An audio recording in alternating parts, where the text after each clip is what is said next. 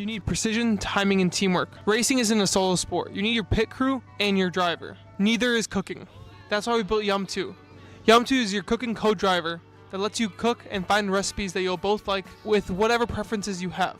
No matter how hard or how easy it is to find recipes, we'll always have a recipe for you to pick. We're sponsoring the College Cup Series this season, but off the track, we want to sponsor your dinner. Get on the grid before launch and join the waitlist now at YumTwo.com.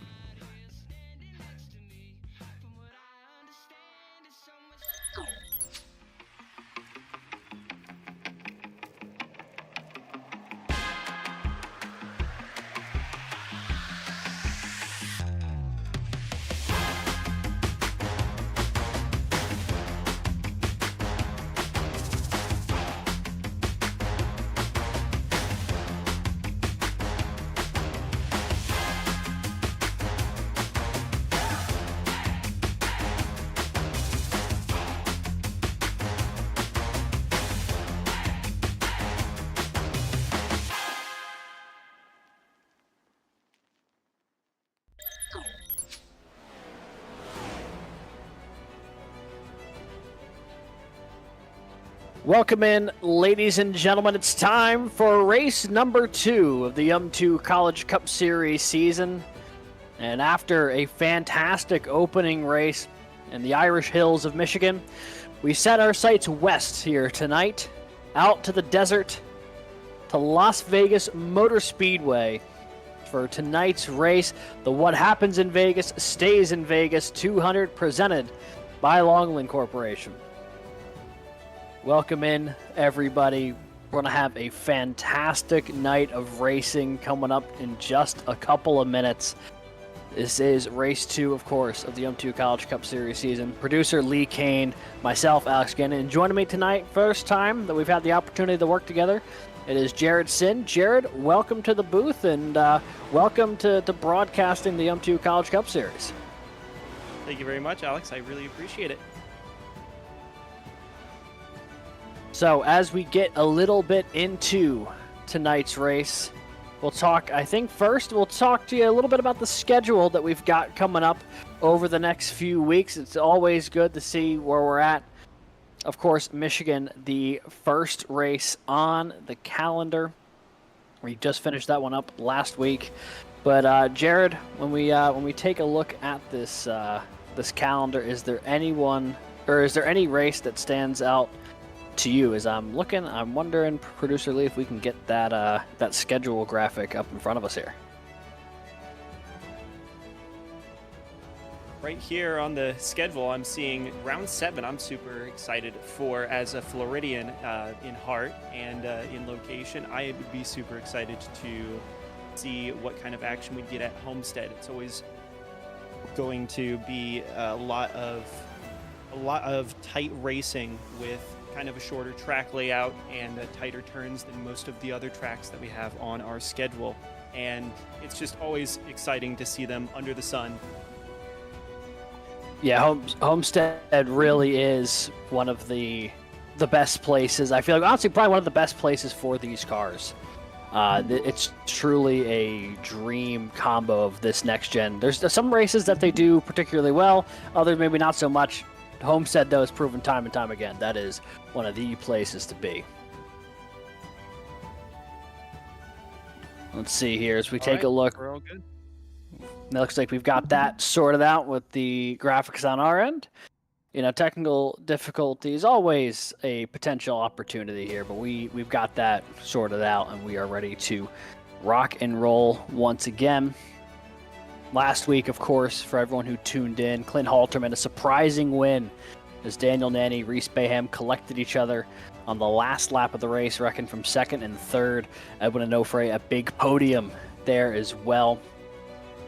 I'm going to take a we'll shout out the sponsors of tonight's event during the race. So I think it'll be prime time just to dive right into.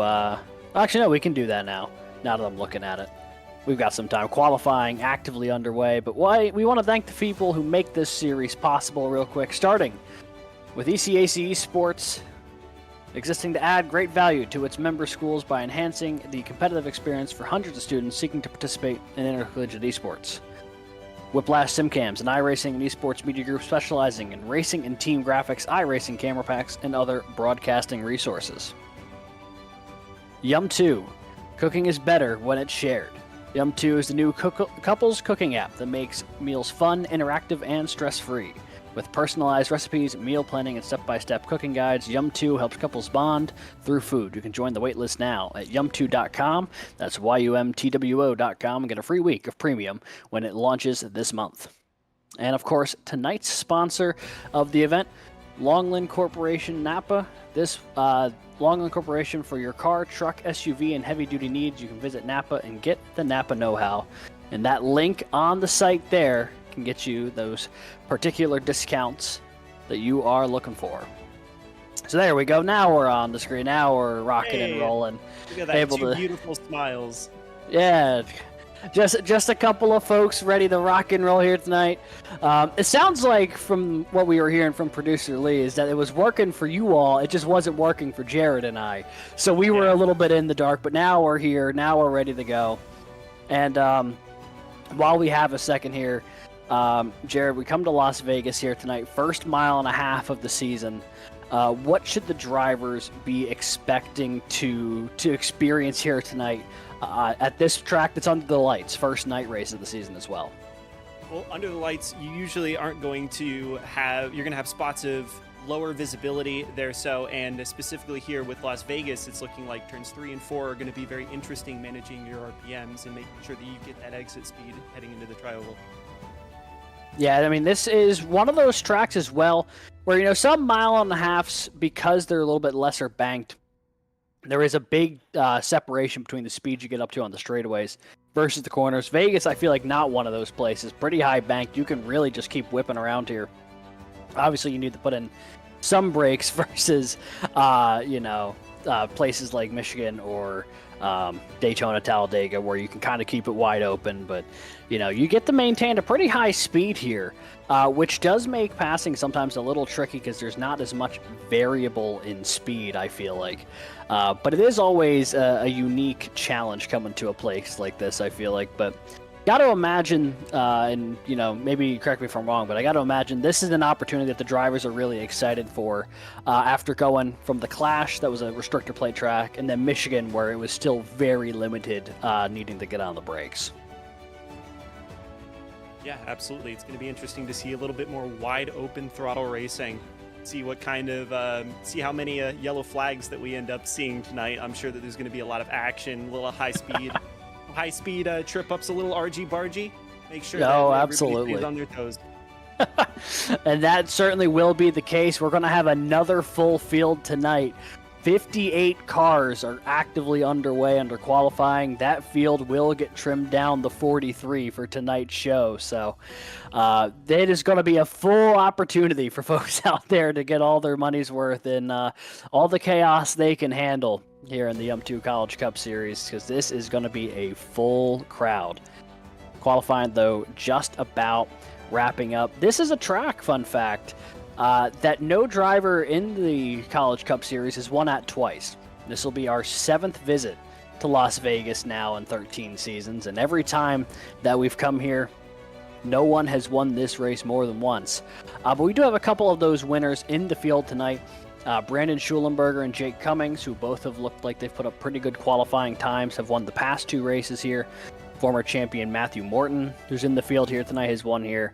But no one has really found consistency at this place, so I'll be curious to see if we get another new winner here to add to the list of an already, dare I say, kind of surprise winner last week in Clint Halterman. He's usually pretty good for about a win or 2 a season, but last week really did not feel like that was going to be the one.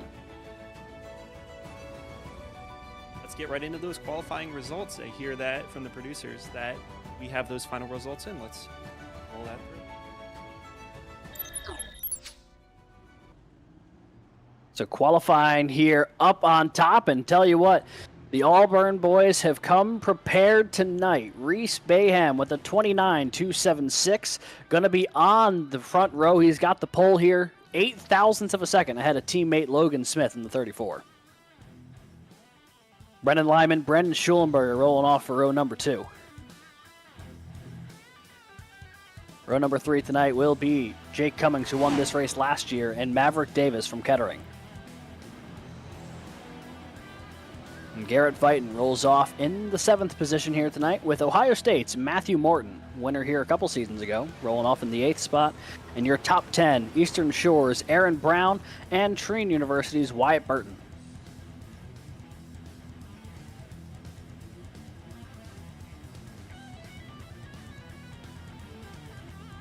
Yeah. Okay, and right here, in the 11th spot in the grid, we have Jack Clemens from Virginia Tech, followed up by Mr. Daniel Nanning from Ball State University, 1/10 behind. Number 13, we have Clint Halterman from UNC Charlotte, and 14, Tyler Skosnin from University of Northwestern Ohio. Lucas Modi in number 15 from Ball State University, and Connor Zobsian from Kettering University. Number 17, Mr. Kelton Quick from Ball State University, and 18, Nick Stockner, Clemson. Number 19 from Embry-Riddle, Brian Furwinde, and number 20, Doug Newbigging from King's College. Looking back to row 11 here tonight, it'll be Edward Sanchez in the Brook College machine. Nolan Starkey in the 096 will roll off along his outside. Looking just behind them in the 23rd starting position tonight, the 32 of Riley Birkins from New England College. And Josh Kempfer from Kansas State rolls off in 24th. Row 13 will be the 43 of Trey Lamprecht from Texas A&M San Antonio. Former champ Drew Williams from Clemson University rolls off in the 26th position. Michael James from Drexel in that 99 machine rolls off in 27th. Zach DeWale from St. Clair College Hill will be rolling off in 28th. And rounding out your top 30 will be Saddleback College's John Forbes Jr., who's been real fast the past couple weeks. Wesley Shaw from Texas A&M Texarkana back in the field here tonight, rolling off 30th.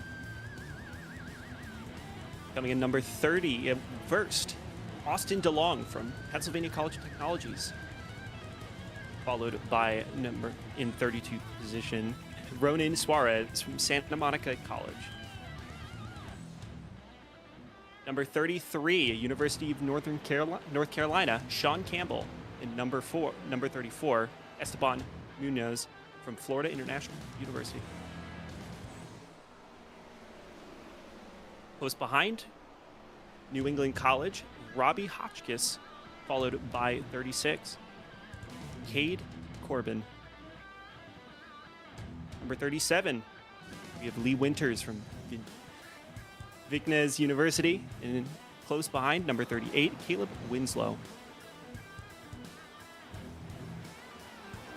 39, Thomas Crump from Clemson University, followed in next to him, in the 40th position, Logan McKim. Matthew Norberg from NC State making the show here tonight with a 41st place qualifying effort. Edwin Onofre, podium finisher last week on a roll-off in 42nd in that UNT Mean Green machine. And the last car to make the show here tonight, Texas A&M Internationals, Aaron Ramon, and 15 drivers not going to make the field here tonight. A lot of names that we've seen as regulars in the series, too. A couple of really talented drivers unable to make the field here tonight. Jared, it was cutthroat trying to make this race here tonight. I mean, only 3/4 of the people who rolled up are going to be able to actually run this thing. I mean, 15 DNQs that's tough. I mean, even if you have a solid qualifying effort, there was still a chance you're on the outside looking in. I mean, Edward Onofre, he made it. He finished 3rd last week. He's qualified 42nd here tonight. Yeah, it's always tough. You definitely don't want a ton of cars. Even like a mile and a half seems like a lot of space, but once you start piling cars in at full speed, it's going to get really, really hectic. And unfortunately, that's the cutthroat manner of cup racing, is you're either going to qualify or you're not. That's the name of the game. Yeah, and especially it's We talk about having some pace throughout the race here, but when you have a field size week in, week out of this size and you're trying to make the show, having that hot lap speed is also so critical, and that has not been more pronounced than the past couple races here this season. We had about 60 entrants for Daytona or for Michigan, and another 58 here tonight for Vegas, but that was tonight's grid. 43 drivers getting ready to rock and roll. The 5-minute warm-up period has concluded, so the cars onto the grid now, ready to start this one in just a moment. And I think it's prime time there, Producer Lee, if we take a look at tonight's race analysis, getting ready for this one.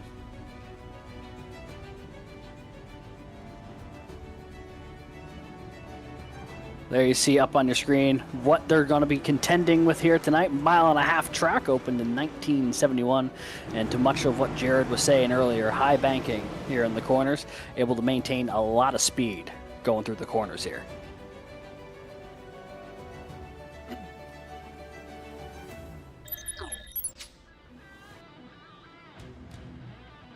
So here we go.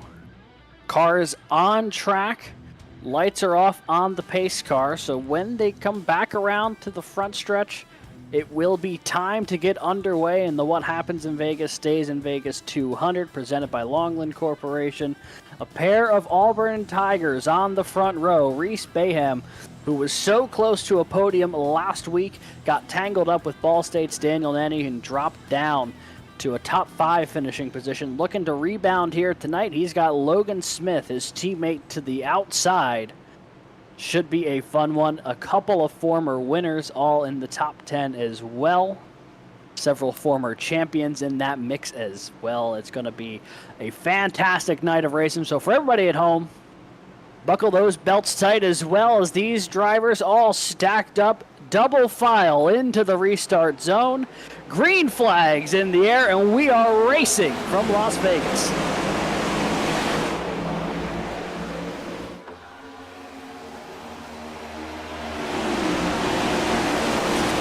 Really interesting to see how these two Clemson boys try and work together. What kind of teamwork they've been developing, if there is a plan at all, to potentially try and get out ahead of the rest of the pack. See how early they can punch out before they get swallowed by the crowd, which is all closely behind. We've seen a lot of position changes thus far, 5th place and back. Everybody's already starting to bunch up. I was not expecting that right off the gun.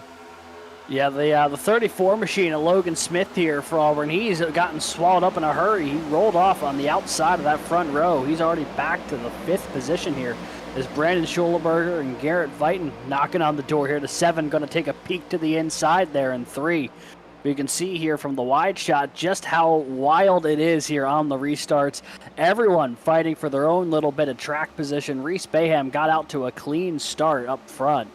Brennan Lyman, Jake Cummings, though, starting to apply some pressure behind him, as this field starts to try to feel out a little bit where they're going to find their own bit of real estate on this track and try to get settled into a rhythm.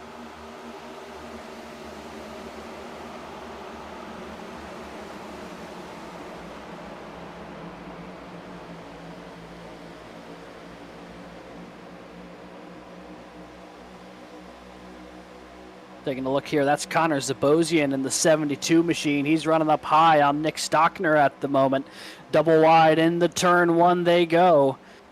Zabosian trying to get some progress in that middle lane, able to get back to the throttle just a little bit faster than the 124, which will certainly help going down the back straightaway. Just about clear, but not quite, as Stockner dives back down to the inside here. And just ahead of them, Clint Halterman, last week's winner, putting in a whale of an effort trying to hold off Tyler Skozen right now. He is having his hands full with that 28 machine behind him. Already seeing the pack start to fully stretch their legs. Everybody's starting to file up a little bit before. Brendan Lehman's trying to get an early lead. He's not even in frame currently as we speak. Trying to see how far ahead he can get. You see a single file all the way back there through number 7, Logan Smith. Everybody's starting to kind of settle in a little bit, as settled as you possibly can. Hopefully no yellow yellow flags are flown within the first, let's say, 25 laps. I'd give them 25 laps before we start to see a little bit of contact side to side. Well, that would be significantly better than what we saw a week ago when they were getting tangled up on the opening lap of the race. But so far, going on to lap 7, clean and green through the opening couple laps, everyone seemingly maybe a little more comfortable with running alongside each other after a couple weeks of reps now into the new season. Brennan Lyman, of course, your leader at the moment in that 78 machine, doing a great job at the moment. As we take a look here, this is a little bit further back behind him. We're seeing this battle here just in front of Zabosian and Stockner. That's Aaron Brown, who's trying to make some forward headway here. There you see the 33 into the mix as well. There's Aaron Brown. He's got Jack Clemens behind him. Still a lot of side-by-side here through the middle of the field, and this is where things get really dicey when you're in the mid-pack of a field of 43 cars. You might be trying to take it easy a little bit. You might be trying to save some tire if you think it's going to be a longer run. And if there's cars behind you who don't have that same mindset, you can start losing, 3, 5, 7 positions in the matter of a couple laps. Yeah, you definitely don't want to sacrifice any of your tires this early into the race by being bunched up in the lap. Everybody, just like our front 10. Newbinging into the infield. Zach DeWale got collected in that as well. The 519 and the 07 got tangled up coming out of turn 4. And unfortunately, the 25 lap prediction there, Jared, maybe overshooting it just a little bit. I think I was giving them a little bit more credit than maybe, obviously than they deserved, because that was a little bit dirty, a little overzealous. Collecting 2 cars out of the pack on lap number 9. Little flag flying. See there, watching that replay, this contact actually starts before DeWale and Newbinging make contact. That is Nolan Starkey, who gets tangled up here with DeWale a little bit, trying to get into the tri-oval.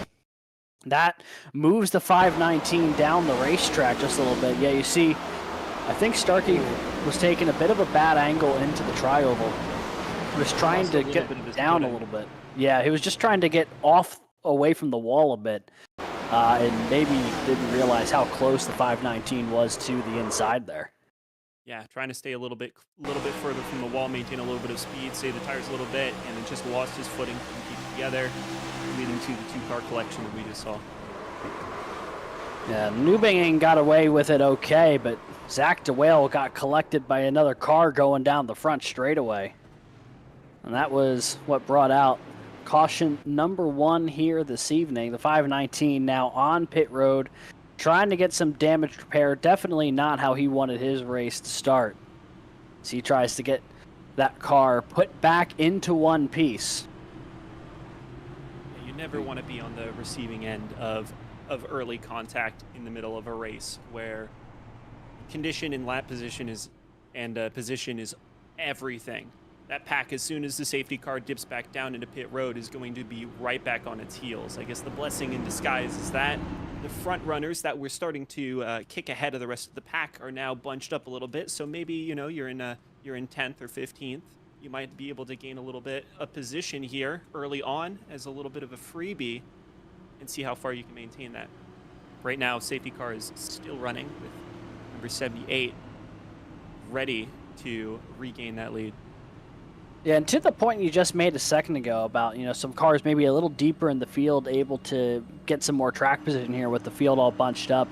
That is going to particularly work out, I think, for a couple of cars who were already on the move or just coming back from a further distance. My eyes are darting back to car number 3, Wyatt Burton, the Trine University machine. He's already up from 10th to 5th here, and now with the field kind of stacked back together, wonder how many more positions he could try to gain on this restart. The other one that I'm keeping my eye on a little deeper in the field is the 124, Nick Stockner. We saw his battle a little bit earlier with Connor Zabosian. He's up 5 spots as well, is the 124. So both the 3 and the 124 up 5 positions at the moment as they are showing up on the screen there. Yeah, so far, though, it's been fun, but what are you seeing from your viewpoint so far, Jared? How is the field kind of reacting through the opening few laps here?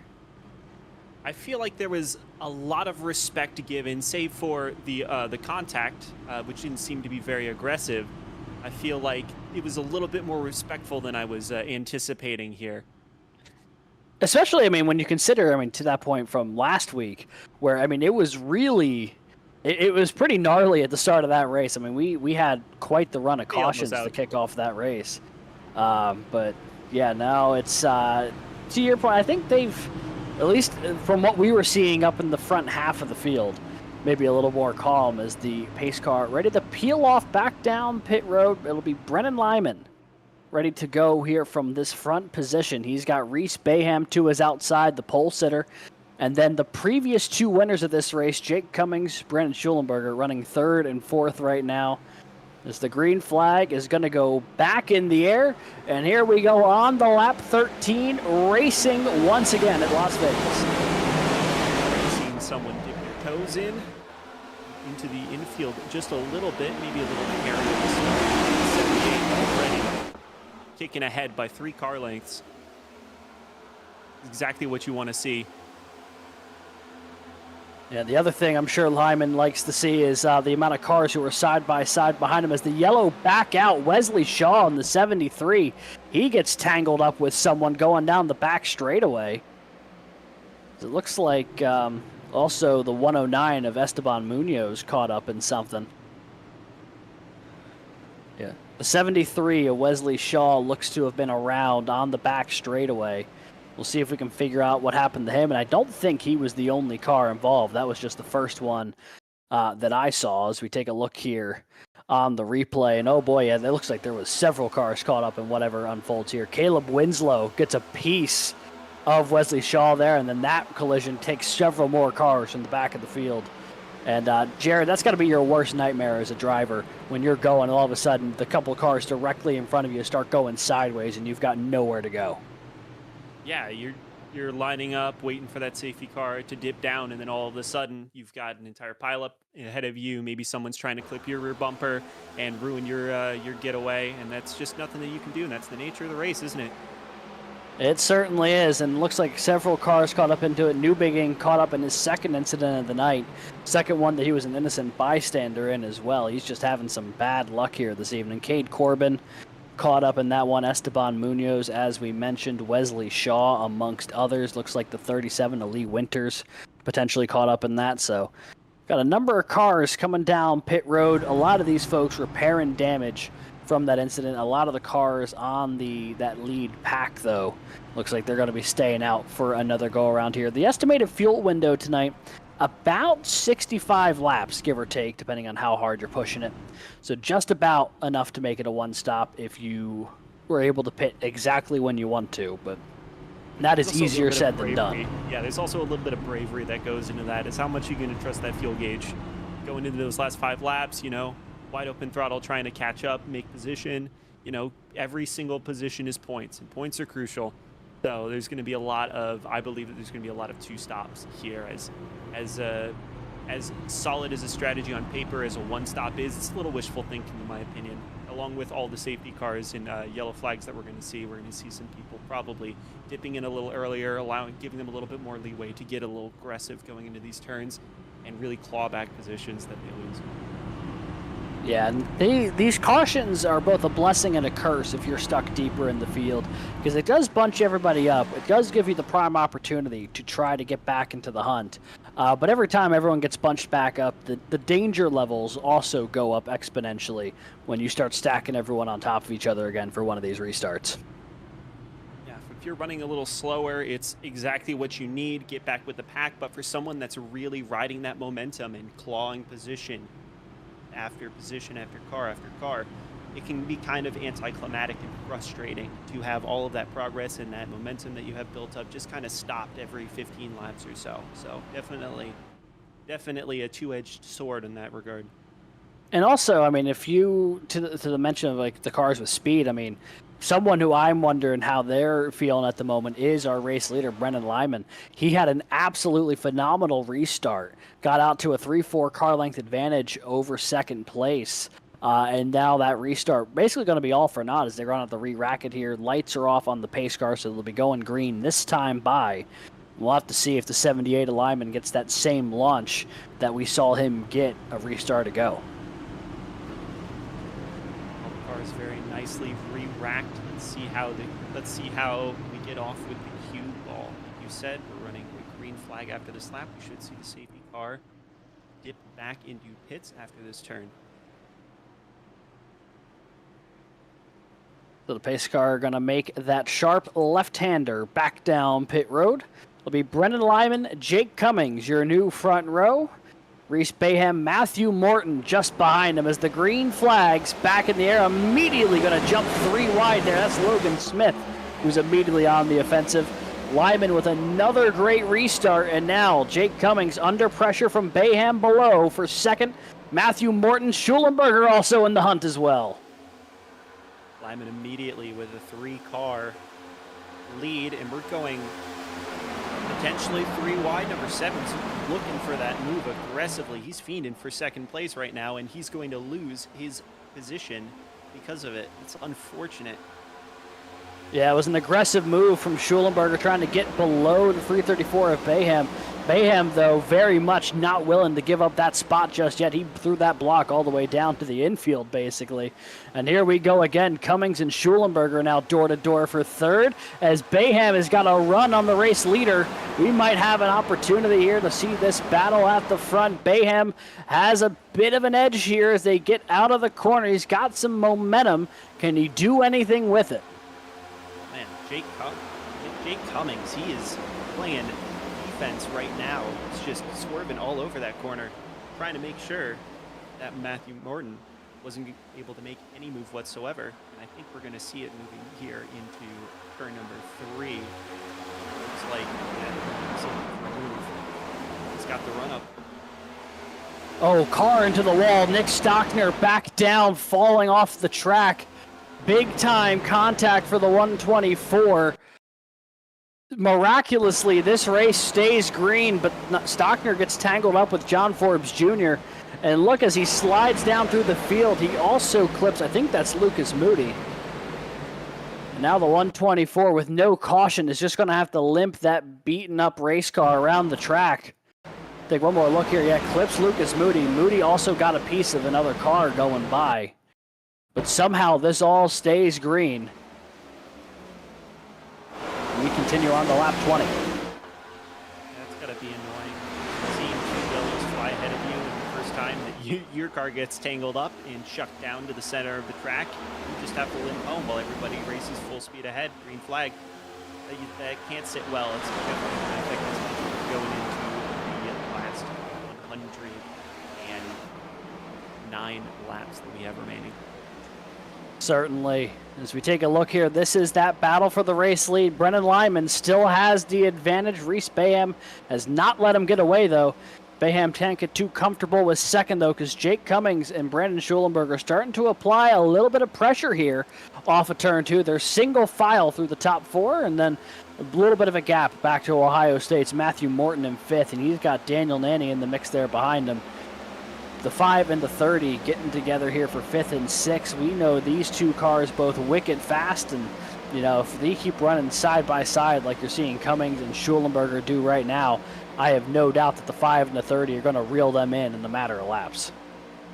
Yeah, it's going to be a matter of whether or not these first 4 come to a handshake agreement and try to work together and push away from the rest of the pack. But it might be all for naught. You know, it's very likely that we'll see another bit of contact here with the latter half of our grid. Oh, speaking of contact, the race leader gets together with Bayham, and all of a sudden we're side by side for the race lead. Schulenberger trying to force it 3 wide. The pole sitter, though, Bayham back to the inside. He is knocking on the door of retaking the lead.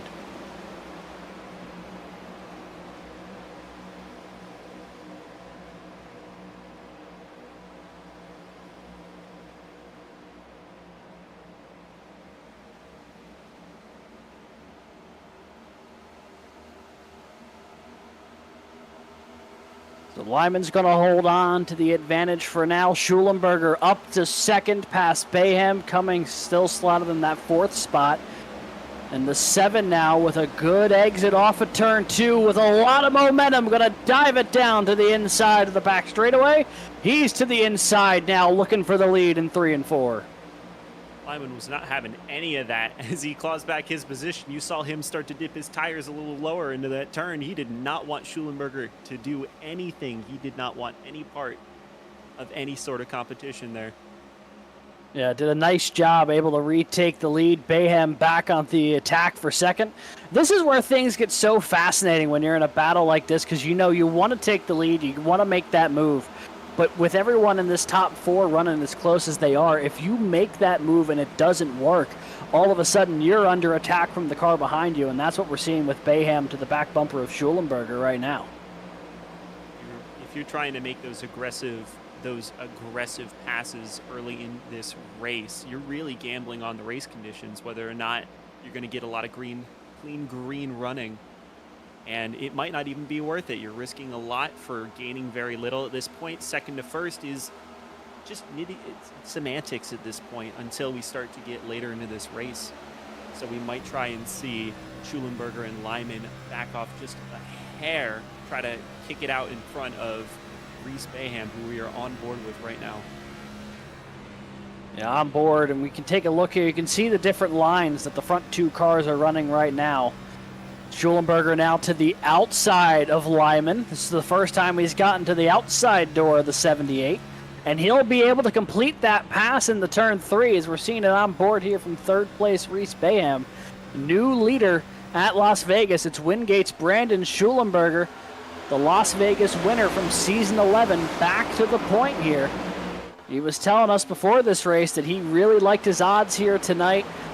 And so far, he has proven those words right. He has looked really strong since the drop of the green flag. Yeah, having the opportunity running far ahead and having that idea of being the first two-timer, first to do it twice here at Las Vegas, is definitely going to be sticking in his mind, but he needs to make sure that his ego is in check. And as Brennan Lyman is doing constantly, making sure that he just races his clean lines, kind of saves in those tires, you know, try and beat him on a little bit of pit strategy, give him just that extra leg up. You know, talk about a battle. Let's dive in here. Let's take a look at John Forbes Jr. running 12th in that 11 machine. He is in the middle of an absolute war to try to get into the top 10 here. You see he's 3 wide with Maverick Davis and Logan Smith. You've got Riley Birkins and Wyatt Burton just behind him as Clinton Halterman's trying to clear Viton in front of him. I mean, this is really where the action's picking up 2 by 2 for the better part of about 7-8 rows right now. Everyone fighting for position from about 7th on back to 20th.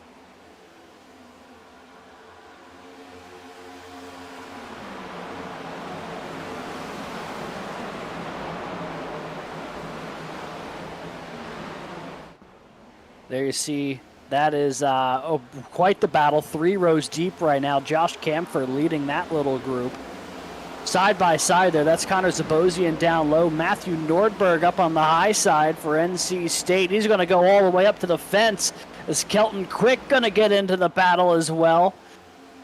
Lot of battling. This is also, I mean, one of those moments as a driver, Jared, I just have to imagine is terrifying while exhilarating, because at every moment, every turn of the wheel, you are constantly in a battle with another 2, 3, 4 race cars, and there's just nowhere to go, and you're just seeing cars bounce off each other right now as they're all trying to work out their own little bit of real estate. Yeah, it's always terrifying to see in your rear view that all 4 corners are at jeopardy at any given moment. All it takes is another driver's mistake, you know, a little twitch of the wheel like we saw earlier in the race, and your position is gone. So it's all about weighing the pros and cons, you know. Maybe we might start to see those 4 corners put to good use, but right now it appears to be clean racing there in that. Caster's curse. Just Caster's curse, no!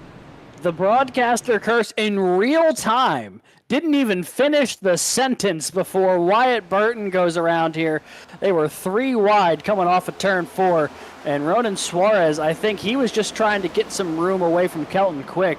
And that move, that slight little adjustment to run higher up the racetrack, got him tangled up with Wyatt Burton, and everything came unglued from there.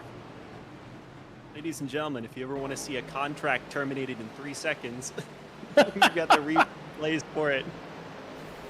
That was, I mean, quite literally, I don't even think you were able to finish that sentence before they immediately decided to say, all right, you know what, we're going to prove you wrong.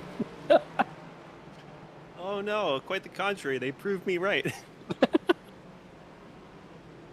So that is going to be our... Yeah, no kidding. Producer Lee, I would have to agree with you. He was just saying in our headset here, the racing was awesome while it lasted before the caution, but now I believe we're going to see our first cycle of pit stops here, about 35 laps in. Feels like as good a time as any to get some fresh tires and fuel, and we're going to see just about everybody in this lead pack make their way down the pit road. Brandon Schulenberger going to lead them all in. And I don't think there's really anyone in the top 30 who's electing otherwise. At the pace that these yellow flags have been coming out, we see 2 cars opting to stay out behind the safety car. I probably would have played it safe as well and jumped into the pits, because any position that you gain here is going to mean a pit you're going to have to make later on under another yellow flag. So it's really going to be not so much all of the cars that we need to be watching here in pits, the majority all but 2 of our grid, but it's going to be those 2 that elected from the back of the pack to stay out to see how well they can manage to maintain that position. Wild race off the pit road there. I mean, they're going 2, 3, 4 wide, all trying to get off of pit road. One of the cars who seemed to have really lost out there was the 78 of Brennan Lyman. There was a number of cars who got out in front of him. Brandon Schulenberger amongst them, and then back to Reese Bayham, Matthew Morton, Edward Sanchez, Daniel Nanny, Jake Cummings, before you get back to the 78. Tell you what, that's a huge stop there for the 26 of Edward Sanchez. I want to say he probably got a little off cycle here compared to the rest of these guys. Either didn't change tires or only took 2, because he was back right around the 20th position when we saw that incident happen. He was just in that picture at that last caution, but now he'll be up into the top 10 on this next restart. Thomas Crump going to make his way down pit road here, late addition to pit road. Let's see, lights off on the pace car. Does appear lights are off on the pace car. So they'll be going green this time by a couple of cars getting cycled back toward the tail end of the field here, but it'll be Vincennes University Lee Winters going to be up at the front of the field. Brandon Schulenberger going to line up alongside him. Reese Bayham, Matthew Morton, Edward Sanchez, Daniel Nanny, your top 6 as they run. But for the 37 machine, Jared, fresh opportunity, new opportunity to try to get some fresh air on the nose of that race car, but also going to be on significantly older tires compared to the rest of the field. Granted, a lot of those laps put on those tires were also behind the safety car, but it's still going to hamper his performance, I'm sure, as we start to get towards the middle of this race, how he's going to be able to manage it, keep it on his racing line, or lack thereof, and we get another safety car. It's going to be interesting to follow him and see how he manages with this clean air to... 2 laps is probably some wishful thinking. Pace car going to peel off this time by Lee Winters, Brandon Schulenberger. Ready to go back to work here from Las Vegas Motor Speedway. The What Happens in Vegas stays in Vegas 200, presented by the YumTwo College Cup Series, is back underway here on lap 38. Lee Winters, good restart, but how is that tire disadvantage going to hold up into turn 1 as they're 3 wide behind him?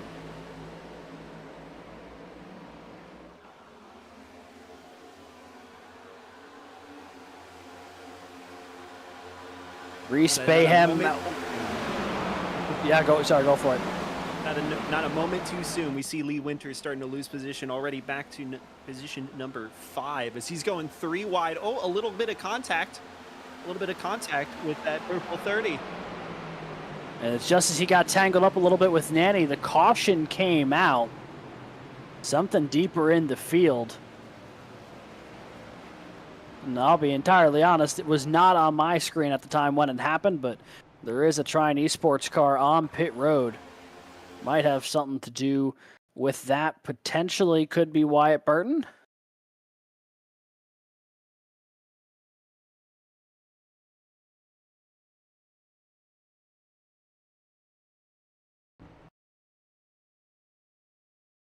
Looks like he may have been on pit road for, he was already on pit road at the time, so that was not what it was, but that is our 4th caution of the day. So we'll see if we can try to get that sorted out. But before we do that, we're going to step aside for a quick commercial break. When we come back, it will be continued coverage of tonight's race at Las Vegas. You won't want to miss it. We've had some thrilling action up at the front of the field, and I'm sure that'll continue just after this break. When you're behind the wheel, you need precision, timing, and teamwork. Racing isn't a solo sport. You need your pit crew and your driver. Neither is cooking. That's why we built YumTwo. YumTwo is your cooking co-driver that lets you cook and find recipes that you'll both like with whatever preferences you have. No matter how hard or how easy it is to find recipes, we'll always have a recipe for you to pick. We're sponsoring the College Cup Series this season, but off the track, we want to sponsor your dinner. Get on the grid before launch and join the waitlist now at YumTwo.com.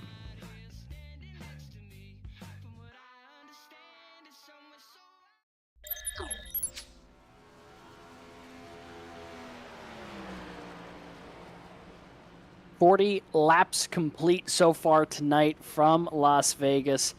And right now, it is the pole sitter, Reese Bayham, who is back up at the front of this field. Although he has not been there the whole night, we've already had a handful of different race leaders here this evening. Bayham, I believe, one of 4 different ones. And he's got some pretty significant company here behind him. Matthew Morton, a multi-time champion in this series. Daniel Nanny, the reigning champ in this series. Those 2 drivers have, I believe, if my memory serves me right, the most and the second most wins amongst YumTwo College Cup Series drivers in the history of the league, which is over 100 races deep at this point. So that is a really talented duo that is breathing down the back of Reese Bayham's neck right now. But you know, Bayham, no slouch either. I mean, he nearly won the race last week at Michigan. Just got tangled up with Daniel Nanny going into turn 2 of the final lap. That's how Halterman was able to escape. But right now, I mean, we've got some real firepower and some real personality up in this top 10.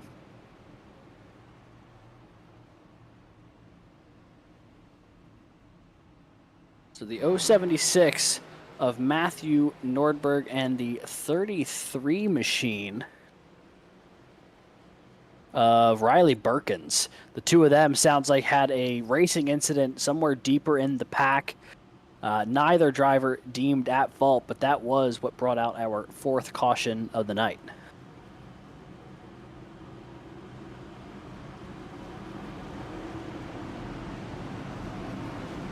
So we'll be going racing again, this time by Reese Bayham will be on your inside, Matthew Morton, Daniel Nanny, Edward Sanchez, Lee Winters, Jake Cummings, Maverick Davis, and Jake Cummings, John Forbes Jr., Brandon Schulenberger, your top 10 on this restart. As they look to go green flag racing again, pace car gonna make that turn back to the pit lane. And we are green again. A good launch for Bayham. And now Daniel Nanny immediately trying to capitalize, jumping into the gap in that battle for second.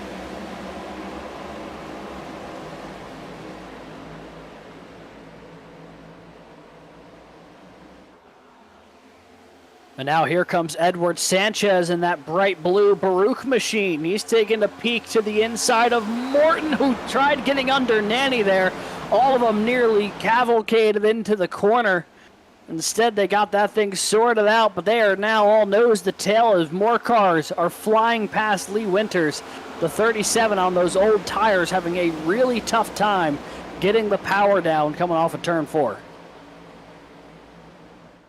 Just as we had suspected a little bit earlier, those tires are already putting in a big anchor, it would appear, track position for Lee Winters. See how he can manage to do that and see if maybe another, at the pace that we are running at, you know, a yellow flag every 10 laps.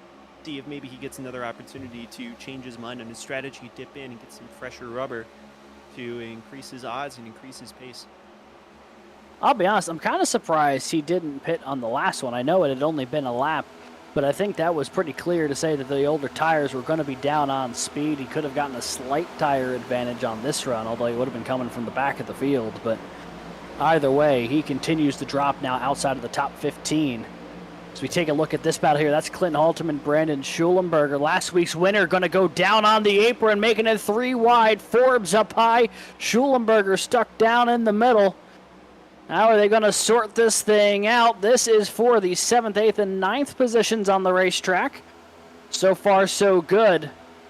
But boy, is things getting hectic in this battle. Things also really heavy right now for second. Matthew Morton, Jake Cummings trying to reel in Daniel Nenny to moderate amounts of success as Edward Sanchez in on the scene as well, battling with Lyman. All of this battling is letting Reese Bayham get some serious separation right now, Jared. Oh yeah, absolutely. You know, battling is always going to be a give and take. You've got a certain amount of potential kinetic energy that you're working with here, and you know you have to sacrifice it every time you want to dip down. You know, block a little bit, get a little bit elbows out. It's, you know, it's a give and take battle. So at this point in the race, it's just whether or not you're willing to sacrifice that momentum that you have for track position, and whether or not it'll be worth it. Here we go. Daniel Nenny trying to hold off Jake Cummings. Matthew Morton on the outside, holds on the 4th. Got a great run, shoves the 95 into the corner. He's alongside Nenny now going into 3. As the two of them stay side by side, Morton gonna make it 3 wide coming off of turn 4. Here we go. The 5 gonna reel them all in. They're gonna get all stacked up. Here comes Sanchez into the mix as well. Side-by-side trading paint, Daniel Nanny and Matthew Morton. They are two of the best this league's ever seen for a reason. And they continue that battle. Sanchez slides into 3rd, cautions out again. It's Nolan Starkey sideways. The 096 parked it at the entrance to turn 3. He's trying to get this thing rolling, but let's see what happened here. Oh, he got down on the apron, cost himself a ton of momentum, and then gets tangled up here with Wesley Shaw. Looks like a single car incident, but that will bring out the yellow. And it was a little tough to tell from the Skycam, but I'm about 90% sure that Starkey got a piece of the apron going through turn 4, which got him down on speed. Yeah, you could see it right there. That little wobble after he got down off of the banking cost him some speed. And the 73. Stewards are definitely going to have to take a look at that to see if it was that apron dip or whether or not. We have our first at-fault offense of the race. Yeah, we'll take a look here with Wesley Shaw. I mean, and this is a tough situation to be in if you're Shaw, because the car in front of you suddenly is way down on speed. You don't really have anywhere to go. He's just trying to keep the hammer down, and yeah, just... It almost looks like after the initial contact, he already has a nose alongside the 096. Starkey trying to catch it, comes back down the racetrack. And yeah, that's what I think that he officially goes around, was he's still trying to collect that race car after the apron and then the first contact with Shaw. And Shaw at that point is just like, all right, I'm down here. I'm here. You can't come back down the racetrack. But I don't know if Starkey necessarily had a choice in coming back down the racetrack there or not. Yeah, if I'm Shaw, I'm seeing that he's being very lightly shunted a little bit to the outside and that he's going to be able to catch it and stabilize. So I would have made the same exact decision. I would have stayed straight ahead with my line and assumed that he was going to stabilize himself out. Not much that you can do, though. So we are back to yellow flag under the safety car. That is indeed the Texas A&M Texarkana driver. We have, I believe, 4 different Texas A&Ms in the field here tonight, which has got to be some kind of record. Because we have Texas A&M Texarkana, Texas A&M San Antonio, Texas A&M International. Maybe it's 3. But even still, 3 different campuses at the same university might still be a record. That's pretty wild, if you ask me. At the very least, that's very impressive.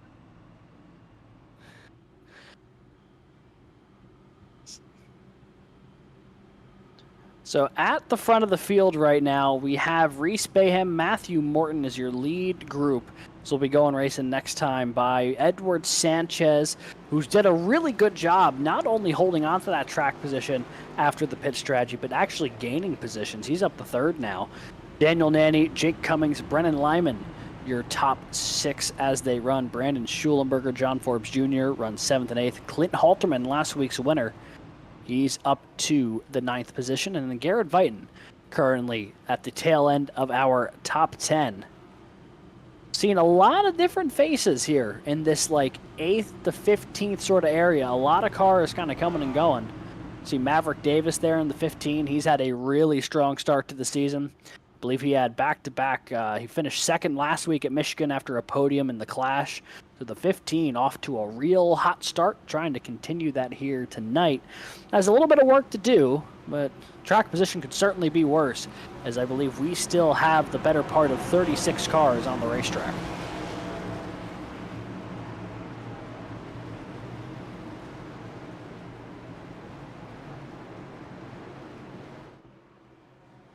So the pace car going to make its way back down pit road once again. And as we get ready to go on to lap 52 of this one, it's going to be Reese Bayham, the pole sitter, going to lead them back to the green flag once again. And here we go. This field, a little bit of an accordion effect on the restart, but everyone seems to get away cleanly. With an accordion, is that once you start to extend it, the front typically,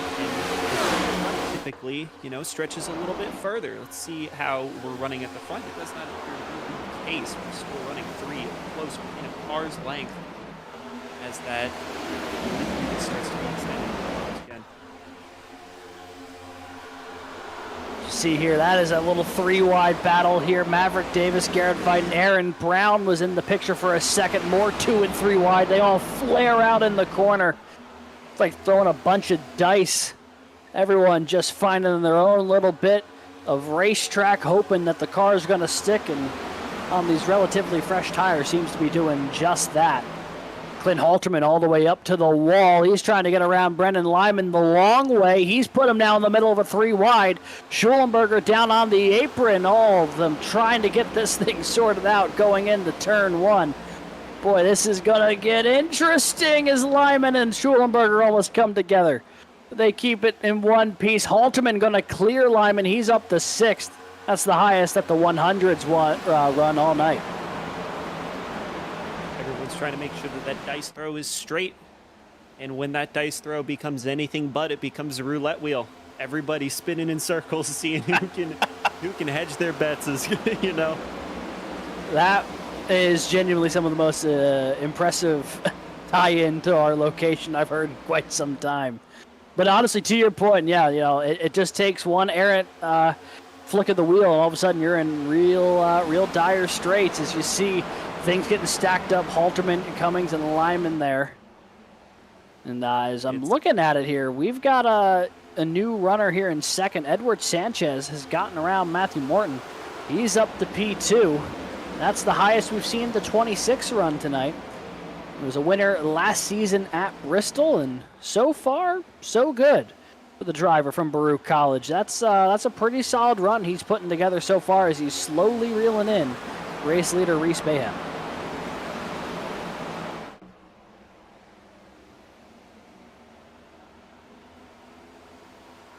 Oh, a little bit of contact with the wall. Potentially trying to get a little overzealous with what looks like Jake Cummings. Really don't want to be trading paint with that wall. That wall's not fighting for position with you. No, the wall also slightly more static of an object than another moving vehicle, and far less forgiving than any of the drivers behind the wheel here tonight. You can't really negotiate with the safer barrier going 185 miles an hour.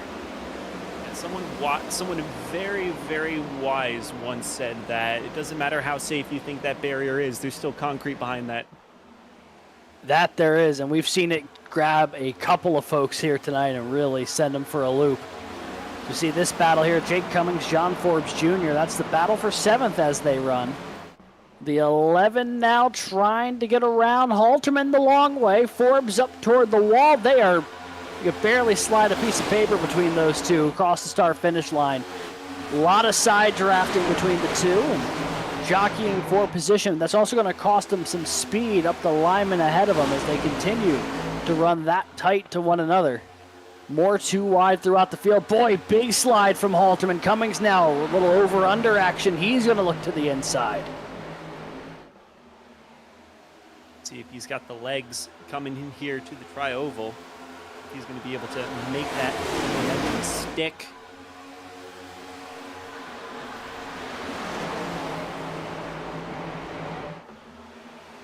Schulenberger in that battle as well. The three of them duking it out for about the 7th position on track. A lot of cars all fighting for position right now. Another really good battle is back with Aaron Brown. And that number 8 machine. Clint Halterman's around and Jake Cummings. Huge wreck. Logan Smith, Josh Kempfer, and more involved. Massive incident right at the start-finish line. Maverick Davis, Logan McKim gets caught up in it late. Looks like Drew Williams. Huge wreck, and this was from up in the top 10. We've been watching that battle with Halterman and Cummings, and the two of them just come together here off of turn 4. And nowhere to go if you're really anywhere between 11th and 20th.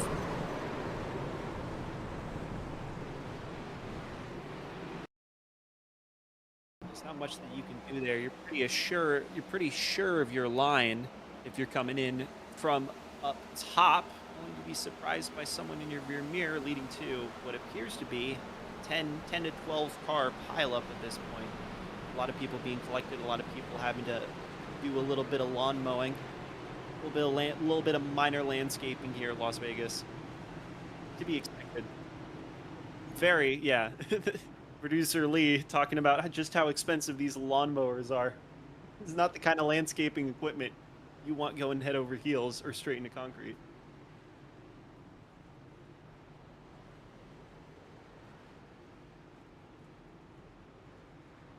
Let's take a look here on pit road. A lot of cars getting damaged, repaired. A lot of cars that we've seen tonight run up in the top 5, top 10 area. And also, I think there's just a lot of cars in the field who are stopping here because with the amount of cautions that we've had tonight, it's not an impossibility that if this rate keeps up, they could stretch the fuel window out to the end of this thing. They'll certainly need a little bit of help with the yellows, but if the start of this race has been any indication, something tells me we'll probably be able to see that that strategy come to fruition for a couple of these drivers. Yeah, it seems like as soon as that safety car dips down off of the oval, you can't get but a second before everyone's back to side drafting and trying to just do a little bit of, when I ran in track, we called them Indian drills, where you're just man behind comes around to the front and it just repeats and repeats, just playing with that draft, trying to save fuel in that way and still being aggressive with the throttle usage. So it sounds like the stewards have deemed that a racing incident, a little bit of net code potentially between the 95 and the 100. It was certainly a tough one there as they were coming off the corner. They were running each other tight. They had been running each other cleanly up until that moment when everything unfurled. So we're just about at the halfway point here tonight. Matthew Morton for Ohio State got the lead for the first time, I believe, this evening now that he'll take the top spot. Reese Bayham in that second position. Edward Sanchez third. Daniel Nanny fourth. John Forbes Jr. and Brennan Lyman, your top 6 as they run at the moment. And this is proven to be a very choppy opening half of the race here, Jared. I feel like anytime someone's really starting to get into a rhythm, we're right back into another restart. Yeah, I'm surprised that the first racing incident was called just now. There's been a lot of times where it's been kind of questionable up in the air as to whether or not somebody was at fault. But it appears as though someone held their line a little too hard and was a little too assured of themselves. Ego check by the race stewards is a little later than I would have expected. Well, we're going to rack them on up and try this thing once again. Here we go. Green flag is going to go back in the air. And Matthew Morton going to try to lead him here in the turn one. Got a big shove from the 26 of Edward Sanchez. He's going to slide right on through to second as more cars are already going to split 2 and 3 wide as they make their way into the corner. Just about everybody left Reese Bayham out to dry. He's all the way back to 5th, and now Sanchez is going to take a stab at the lead here. He's taking a peek to the inside of Morton for the race lead.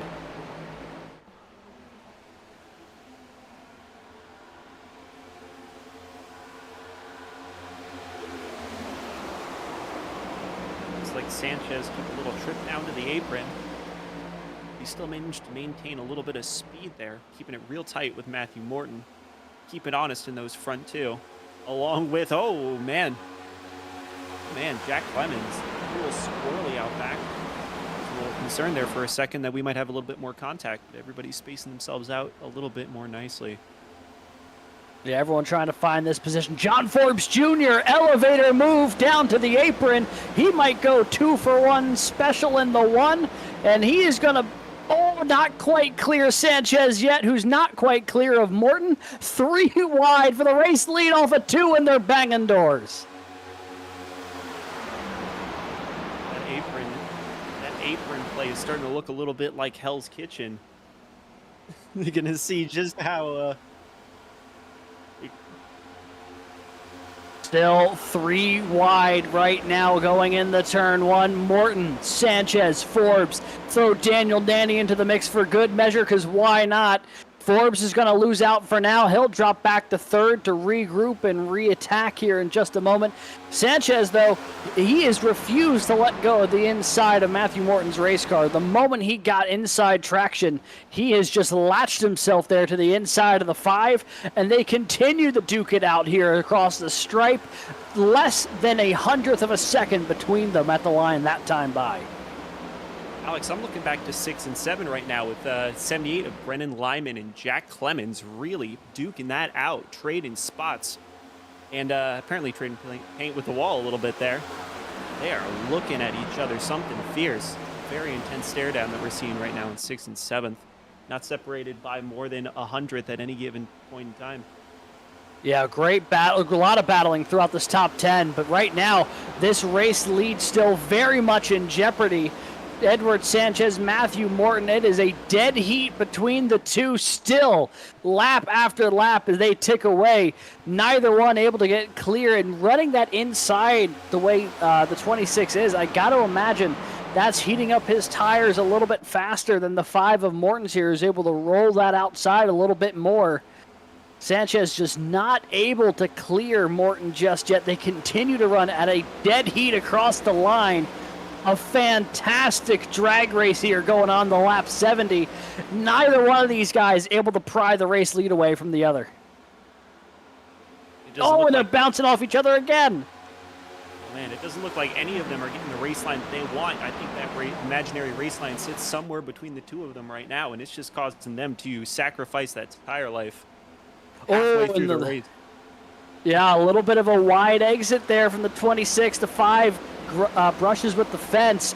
I think both of these guys are getting sick of this battle and are getting a little more anxious and wanting it to end. However, we continue to stay deadlocked for the lead.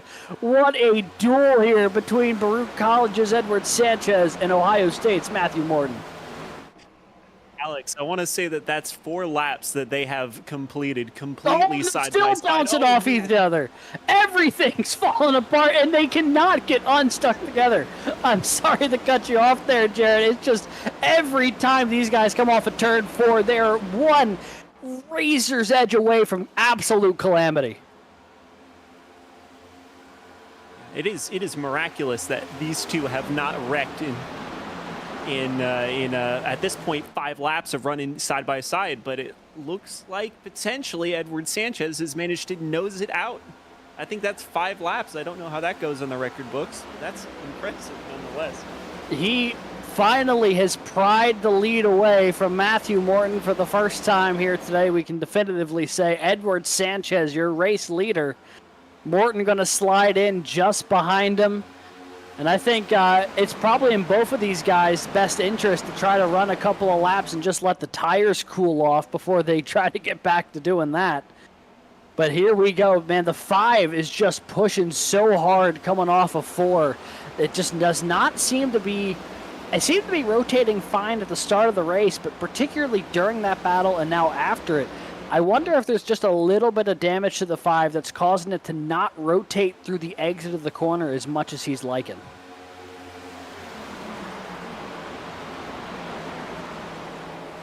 Judging by his track position, I would probably say that it's not working exactly how he wants to, because John Forbes Jr.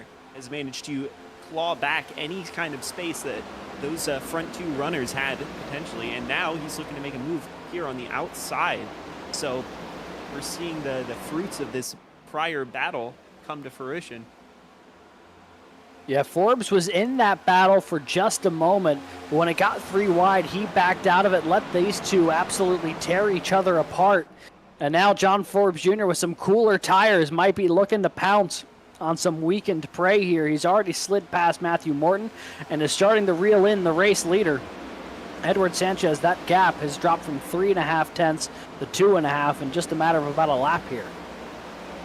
It's a game of thousands and a game of hundreds, and right now, John Forbes seems to be the victor here. Yeah, reeling him in about a couple of tenths down each run of, or sorry, a couple of hundredths down each run of the straightaway. And we'll see if that persists. And while he's trying to reel him in, we still have some fun battles kind of trickling in around the exit of the top 10. I tell you what, Austin DeLong in the 222, he's putting in a great drive here tonight. He's up from 31st. He's up to the 10th position, battling right now with Tyler Skozen. Talk about big movers, though. Aaron Ramon, I should not be underestimated. That man started 43rd tonight, last on the grid. He's up now to the 5th position for Texas A&M International. What a fantastic drive it's been for the 143. Yeah, if you manage to navigate the kind of traffic and hazards that we've had running, it's very, very easy for someone conservatively doing that drive and managing those tires and just keeping that clean line to gain positions like he has. Definitely not expected, but not out of the question. And this should be paying into his hand with his current strategy. And it seems like he's still got a lot of steam left. Well, speaking of steam, up at the front of the field, John Forbes Jr. has steamed up to the back bumper of Edward Sanchez. The battle for the race lead is on once again. One face is the same, the other's a new contender. Saddleback College's John Forbes Jr. trying to force the issue. Got within a tenth of a second that last time by. Sanchez able to open up that gap just a hair. The 11 certainly seems to have the edge on speed right now. It's just a matter of, catching a guy's one thing, making the pass is quite another. Oh yeah, anyone can hop lap around an empty track. It's when you get other cars. It's when you get other cars in there, other human beings with their own bits of variation and error and timing, that it starts to become really, really difficult. Any racer or sim racer will tell you that driving is easy. It's the passing and traffic management that becomes your worst nightmare. So you can see there the race analysis for what we're talking about here tonight. They have several sets of tires still over the wall for those who have already taken a couple. Fuel window was about 65 laps, and we were saying with all the cautions, the folks who pit on lap 62 might be able to stretch it. I don't know if we're going to keep this pace up. These guys have really started to settle in here on the back half of this race. Ramon now going to try to work the high side past Morton. He's going to be able to make that work. He already got past Nanny. The 143 nose ahead for third. Not clear of the 5 just yet, but right now he is on an absolute march to the front of this field. Third, fourth, fifth right now. Ramon, Morton, and Nanny, as you see that battle. A lot of cars doing a little switchback action. Trying to find the best place right now to put their car on the racetrack, as they are almost 3 wide again here. Nanny, oh, he gets up into Matthew Morton just a hair.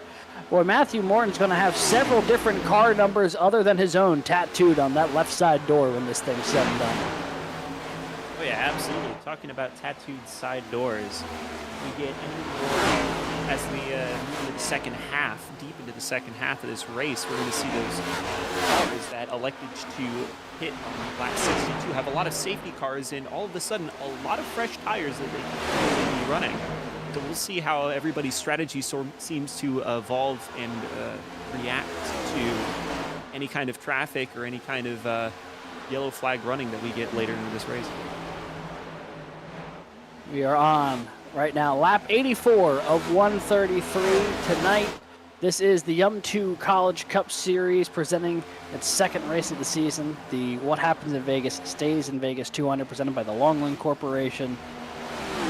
For our folks here at YumTwo, just want to let you know that this race is brought to you by YumTwo, the cooking app that brings couples together. YumTwo, together tastes better, and right now these top two cars are certainly together. As you see this battle on the racetrack for the race lead, John Forbes Jr. refusing to let Edward Sanchez tick away the laps up front here by himself. No one has let the 26 have a second of peace here at the race lead, it feels like. As they shouldn't, you know? You can only give so much respect to your competitor, because at the end of the day, you know, trying to end up in front of the other is only so much respect and so much grace that you're going to give them. We might see a little later a little bit more elbows out than we have been seeing. A lot of respectful driving up here. You know, we're talking about slipping a piece of paper between the two cars. Well, that paper might start to disintegrate very quickly. You know, we're watching this battle unfold, and something that's really telling to me, Jared, something I'm keeping my eye on, a car that's starting to creep into the picture here as this battle with Sanchez and Forbes continues. Ball State's Daniel Nanny, last season's champion, winner of the Clash this year, he's starting to break away a little bit from those cars fourth on back, and he's about to insert himself to be the third car in this lead battle if he keeps up this pace.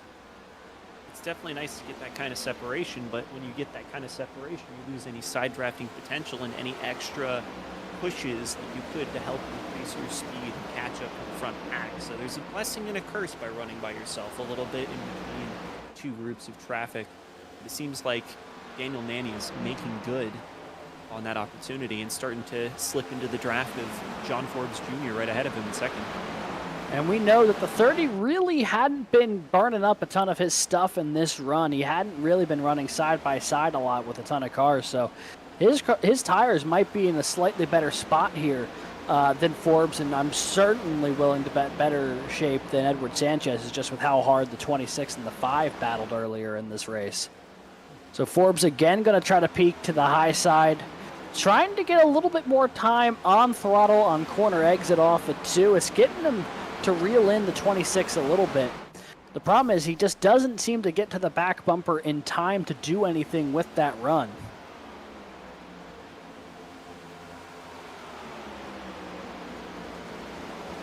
Looks like Sanchez and Forbes have managed a little bit ahead. Nanny's losing a little bit of his pace. I thought I saw him trading paint with the safety barrier a little bit 2 turns ago.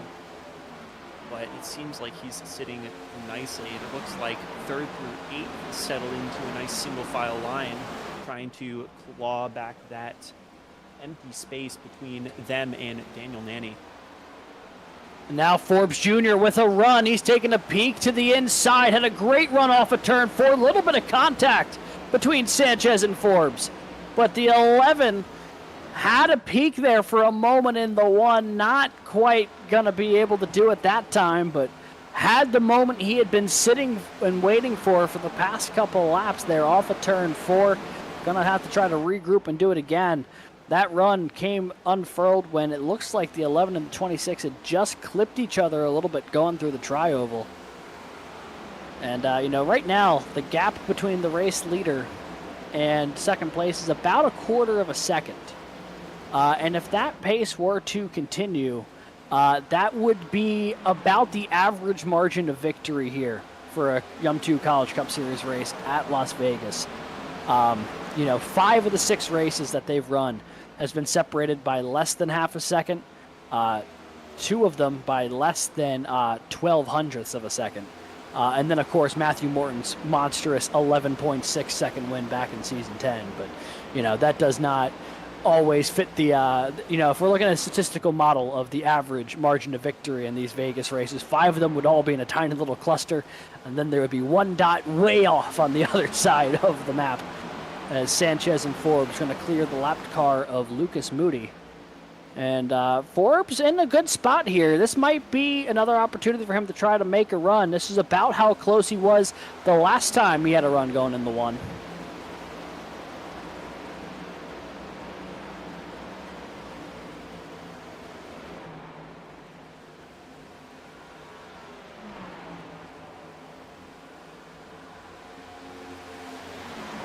A little bit of walking back there from Matthew Morton. Looks like Jack Clemens is really hot, nipping at his heels, trying to gain as much momentum as possible coming here up into the tri-oval. Potentially trying to make the move, try to get up here into this front pack. And John Forbes Jr. still maintaining his line, still just trying to, at this point, stay as clean as possible and try to use his car less than Sanchez needs to. Keep that speed going, staying nice and high up there on the oval. And Daniel Nanny still maintaining that consistency, just absolutely lap after lap. Same exact times, within thousands. Just sitting there waiting for something to happen, waiting for that opportune moment. Very impressive driving. Yeah, he's looked really, really strong here tonight. As we're doing a quick look at your top 10 as they run.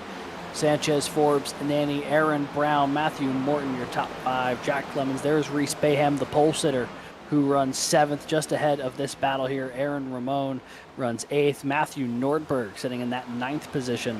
And then Tyler Skozen back in the 10th spot as they run. And just behind them, I know it's not the top 10, but Edwin Onofre, much like Aaron Ramon, Ramon's up from 43rd to 8th. Edwin Onofre up from 42nd to 11th. So a couple of really, really big movers. Matthew Nordberg, 41st to 9th. The last 3 cars on the grid who made it in qualifying are all in the top 11 right now after starting outside of the top 40. They have had some phenomenal drives from the back to the front here. Played their cards right, put their bets where they need to be. They are the profiteers in this situation. So we're just under about 35 laps to go next time by. On the bottom right of your screen, you can see tonight's big movers. Thomas Crump amongst them. He's up 24 spots into that 15th position. Here's a battle here. That is, he's trying to track down Brendan Lyman. That's 14th and 15th battling on the racetrack right now. And this is that part of the race where, for the folks who pit on lap 62, all of a sudden now we've gone about nearly 40 laps green after not really being able to go more than 8-10 laps in a run in the opening half of the race. Very similar to how Michigan played out a week ago. So those cars who were right on the razor's edge on fuel, if there was some cautions, there it is.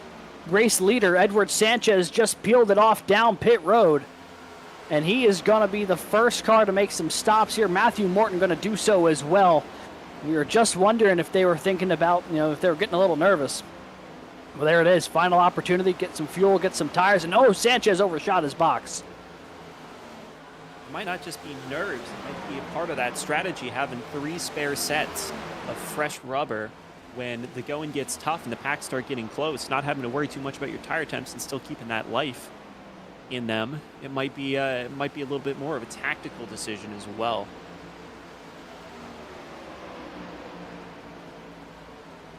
Daniel Nanny is enjoying this open air right now. First time he's really had the opportunity to have any of it so far tonight. First time he's had an opportunity to breathe. Yeah. I'm wondering if he's thinking about pitting this time or staying out a little bit further. No, it looks like he is going to bring it down pit road. So Daniel Nanny and Jack Clemens down pit road this time by. He's taking a few more cars in that lead group as well.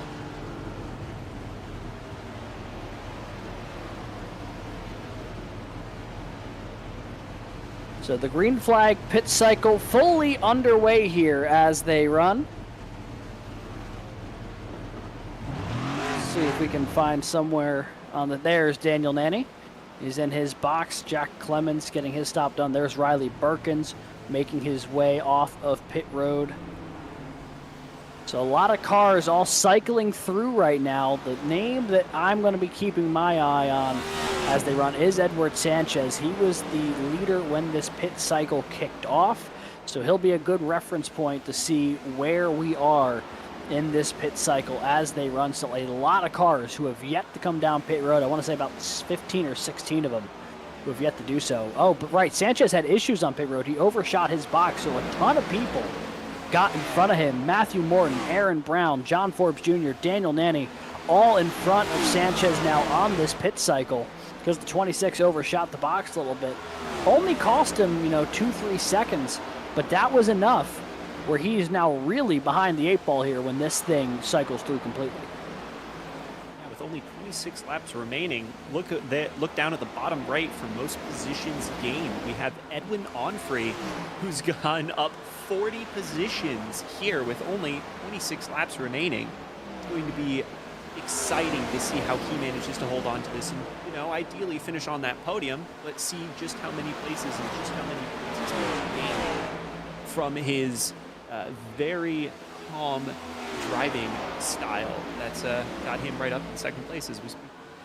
Yeah, and Onfrey was a podium finisher last week, finished third at Michigan, and in a good running spot here. Obviously, this is partially due to that pit cycle, but the other part of it is simply he, even on raw pace before the pit cycle, had driven all the way up to the 11th position or so. So he was in really, really good shape even before this pit cycle began, and now he is the race leader as Matthew Nordberg just brings it down pit road. So the 199 from North Texas in front, less than 30 laps to go, and the pit cycle now of cars who have yet to make their stops is only about 7 cars. Matthew Morton, I'm going to believe, is going to be the leader of that bunch when everything cycles through, although he only has about a half-second advantage to John Forbes Jr. Unless you were saying, Producer Lee, were you saying that Kelton Quick had already made a stop?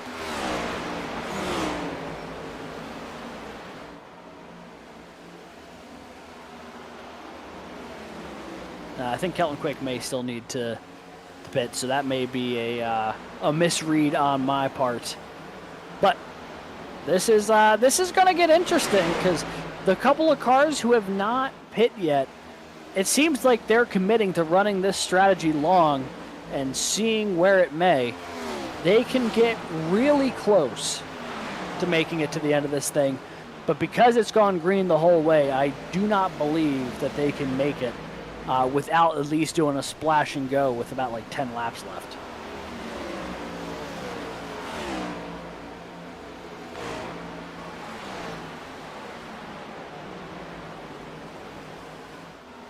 Michael James going to bring it down pit road. Another car that's going to make a stop here. Thomas Crump pits from the lead. More and more cars cycling out. This pit cycle nearly complete. There is the 2 of Kelton Quick. He's now up to third. Trying to see where these... Yeah, no kidding, he really is.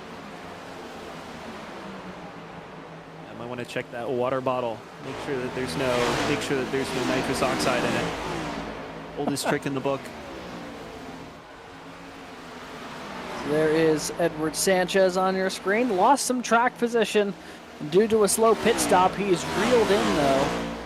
Lee Winters. He's still about 5 seconds behind the next car on track that he'd be fighting for position. That would be Daniel Nanny in the 30.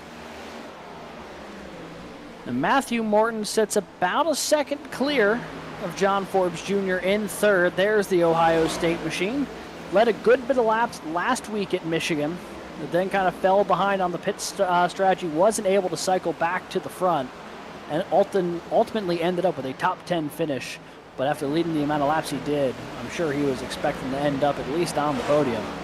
And I think he's going to be in real prime position to do that this time, as it's only Schulenberger, Quick, and Sean Campbell who have yet to come down pit road at this time, I believe.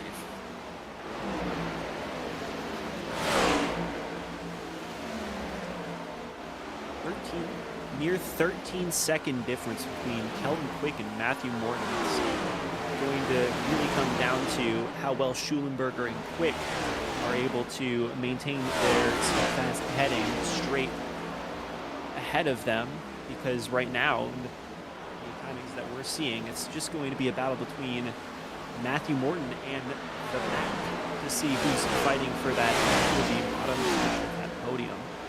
It can change at any moment, though. I have complete and utter faith that we have at least one more yellow flag awaiting our destiny. And just like that, the potential of the broadcaster curse has been floated back into the ether here from Jared Sin. About 20 laps to go in this one. Schulenberger has the advantage by about 12.5 seconds over Kelton Quick. More notably, it's about 13 seconds over Matthew Morton right now. Don't believe that the 7 can make this thing to the end on fuel, but he is certainly going to try to go as long as he can here on this not an overshoot, but I guess it would be not an undercut, but an overcut. I don't know if that's the right word for it.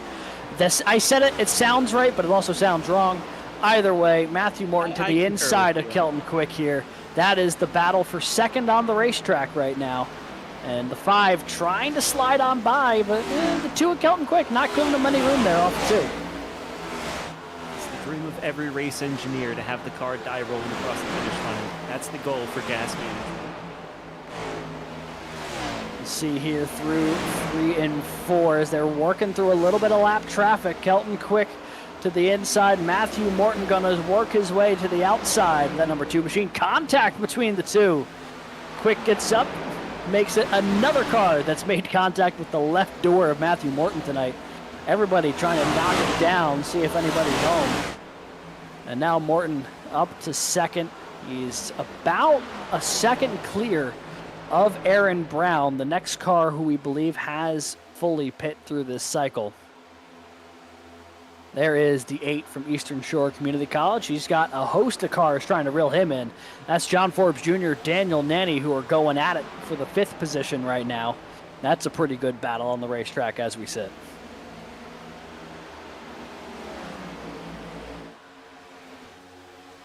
It's definitely a lot less of light repaints and a little bit more of heavy remodeling on the side, on the quarter panels of some of these cars that we're seeing going absolutely neck and neck around these fast turns of this 1.5 mile track. Yeah, and that has certainly been a theme of tonight, especially in the early going. But the longer that this green flag pit cycle continues to not conclude, as Schulenberger still out on the racetrack here, it leaves only 17 cars on the lead lap, because a lot of these guys are still trying to get back around the 7, trying to get their lap back, and then when he pits, a ton of cars will be able to do that far easier. But while he continues to run out front, he is continuing to keep this field in a little bit of a precarious situation, and for Schulenberger, this is that moment as a driver, if you're pretty sure you can't make it on fuel, laps are ticking down. At this point, you're just praying that somebody messes something up. Otherwise, you're going to have to pit with a couple laps left, but his bet is made at this point. He is fully committed to this strategy. It's just a matter of if he can make it.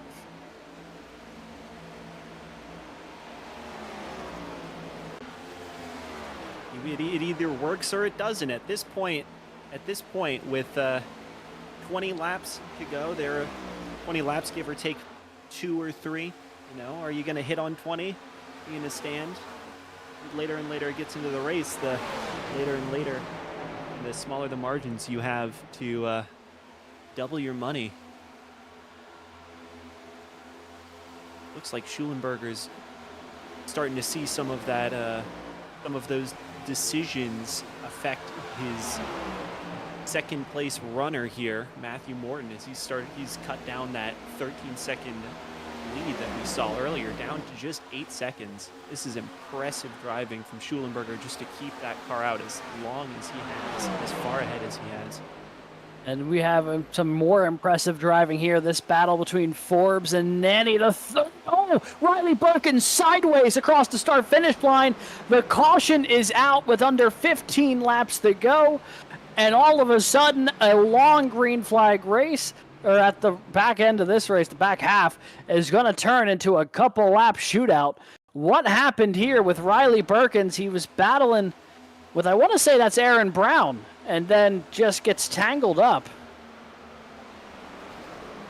Got a little bit pushed into that safety barrier. There's not much that he was doing. He was doing a good job keeping his line in. It just looks as though somebody else had other plans for his nice racing line.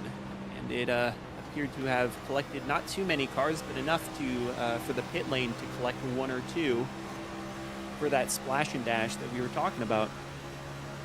The 8 of Aaron Brown, who was running third, it was going to cycle out to P2 at the time, gets tangled up with Riley Birkins, who was off the lead lap.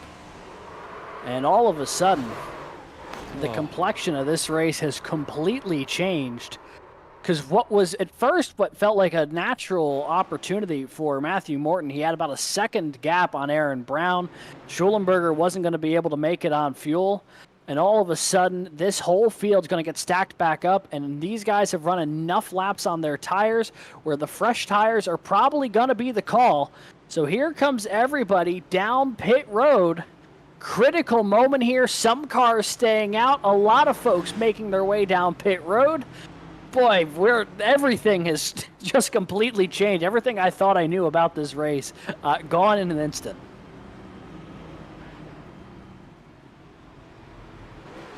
Part of me really wanted it to stay clean till the end. But with my curse and all, of course, as it is, something always has to happen. Everybody gets a little bit more antsy, trying to, you've got the potential of gaining 5 or 10 more points just by making one decision. A little bit of rub could net you so much more. The further and further we go, the fresher or more worn out your opponent's tires are in your duel as the packs start to show themselves back up and the fighting starts to get more intense. 10 laps to go. Some cars with fresh tires, varying conditions, and a little bit more fuel. It's probably going to ensure that we get absolutely just bizarre fights towards the end of this race. And one thing that jumps out at me, a car who elected to stay out was the 26 of Edward Sanchez. A car who was by and large out of this race after a slow stop during the green flag pit cycle, is going to cycle back to the front here, I believe, when all of these cars who are in front of them, they're all a lap down. They're going to take the wave around the pace car.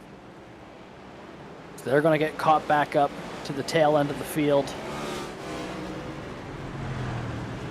So it's going to leave Edward Sanchez, Esteban Munoz, your front row. Both of these guys with one career CIL victory, or one career YumTwo College Cup Series victory to their name. I'm not sure in series outside of the College Cup Series, but both of them do have a win here in this series. Esteban Munoz's win came back at Talladega a number of seasons ago. I want to say it was season 5 or 6. Edward Sanchez, of course, we mentioned winner at Bristol last season.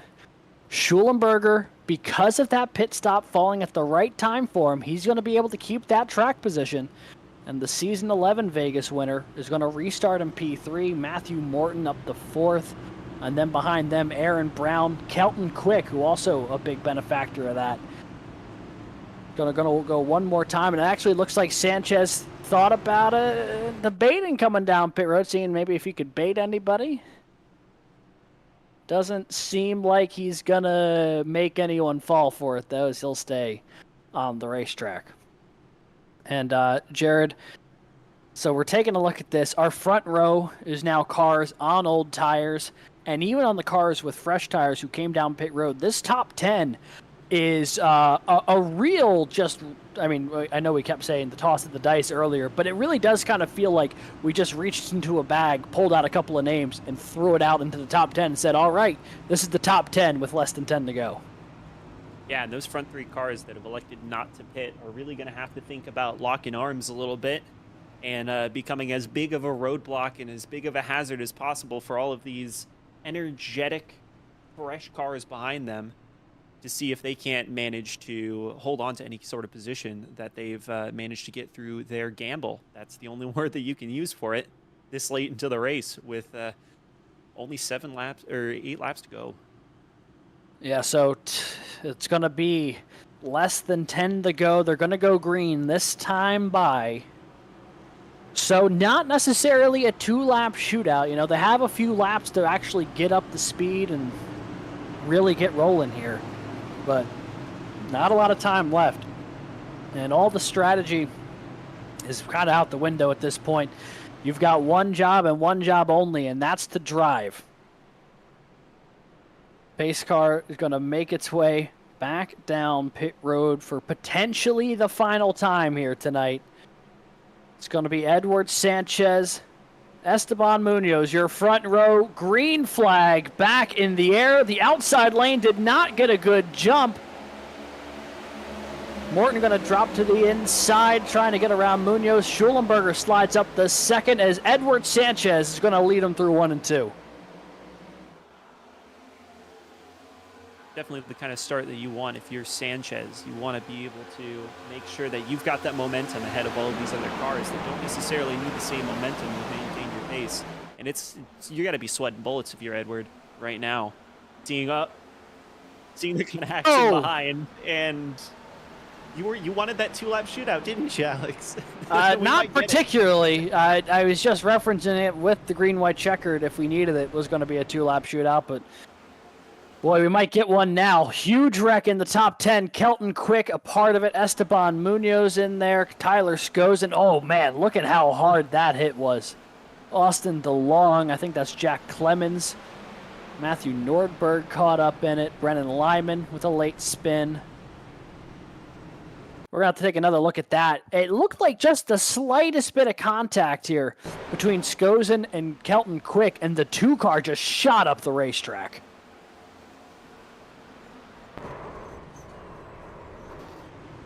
Take a ride here on board. Not entirely sure who we're on board with. I just know it's directly behind this incident. On board with Jack Clemens. Watching how fast this happens. Bam, just nowhere to go. Hood's up. Nowhere to go. Nothing you can see. And for those who get dizzy easily, maybe close your eyes for about the next 10 seconds here as we're on board with Kelton Quick.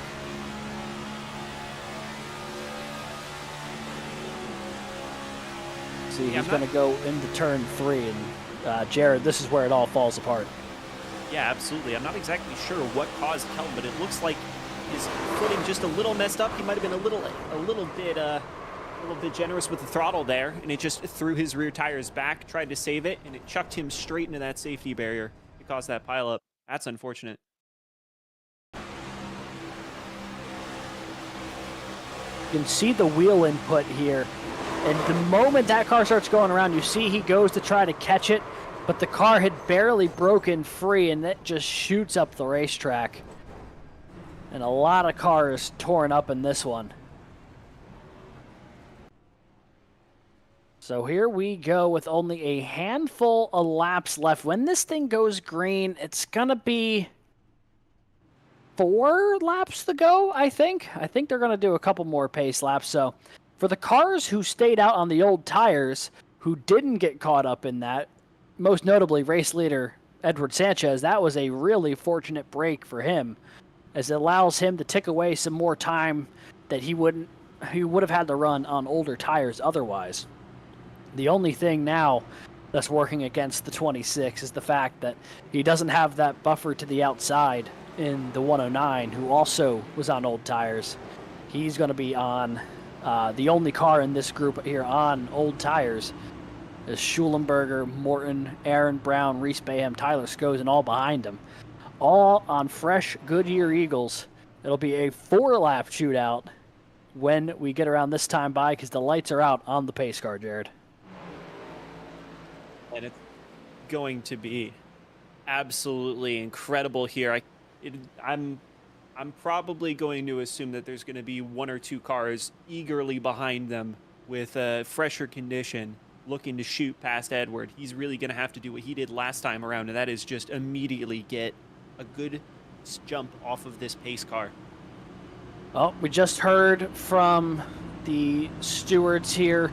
They're adding one more lap of pacing because a lot of the cars trying to get caught back up to the tail end of the field who were involved in that incident with 8 to go. So we'll cut to a super brief commercial break. We have one more lap of pacing. You're not going to miss a thing. We'll be back in just a moment. When you're behind the wheel, you need precision, timing, and teamwork. Racing isn't a solo sport. You need your pit crew and your driver. Neither is cooking. That's why we built YumTwo. YumTwo is your cooking co-driver that lets you cook and find recipes that you'll both like with whatever preferences you have. No matter how hard or how easy it is to find recipes, we'll always have a recipe for you to pick. We're sponsoring the College Cup Series this season, but off the track, we want to sponsor your dinner. Get on the grid before launch and join the waitlist now at YumTwo.com.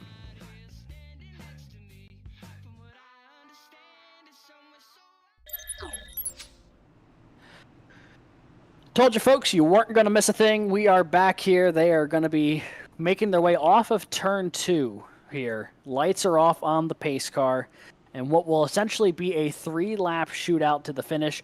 We do have one green-white checkered attempt available tonight if we need it, but this is basically going to serve a similar purpose.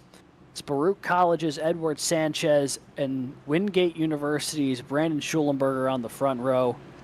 Matthew Morton, Aaron Brown, Reese Bayham, and Tyler Skozen right now, your top 6. Lights are off. And this is for all the marbles. No time left now other than to try to scratch and claw for every last inch on this racetrack. For the last potential 4.5 miles of this race, pace car going to peel off down pit road. Cars going into the restart zone. Green flag is back in the air, and we are racing at Las Vegas. Great jump here for Edward Sanchez. Morton, Schulenberger side by side in the 1. Absolutely textbook launch from Edward. Already a growing car length ahead with third and fourth looking like those bumpers are trying to kiss a little bit. Oh, and Morton just moves Sanchez out of the way. Those old tires couldn't get to the apron. Morton's got the advantage 4 wide down the front straightaway. Aaron Brown ripping the wall right to the back bumper board. Oh, Sanchez hard into the outside wall. Heavy contact. We stay green, though, up at the front, side by side down the back straightaway for second. Oh, man, you can't script that, Alex. You absolutely can't. That is so unfortunate, and it's given Matthew Morton such a phenomenal opportunity to just lead as long as he can with only 2 laps to go, taking ample advantage of that apron here. White flag is out. Presented by the Longland Corporation, presenting for your car, truck, or SUV. Visit Napa and get the Napa know-how as Matthew Morton trying to hold off Aaron Brown for one more set of corners. The multi-time champion is going to go back to victory lane. His second Las Vegas win in the YumTwo College Cup Series. Matthew Morton wins it tonight here in Vegas. Aaron Brown, Reese Bayham looks to be your podium finishers. Absolutely just solid mentality the entire race. Daniel Morton just did a phenomenal job no matter how much contact or how many battles. I believe we saw him drive 2 wide for 5 laps. That was a hard-fought victory, and he deserves it.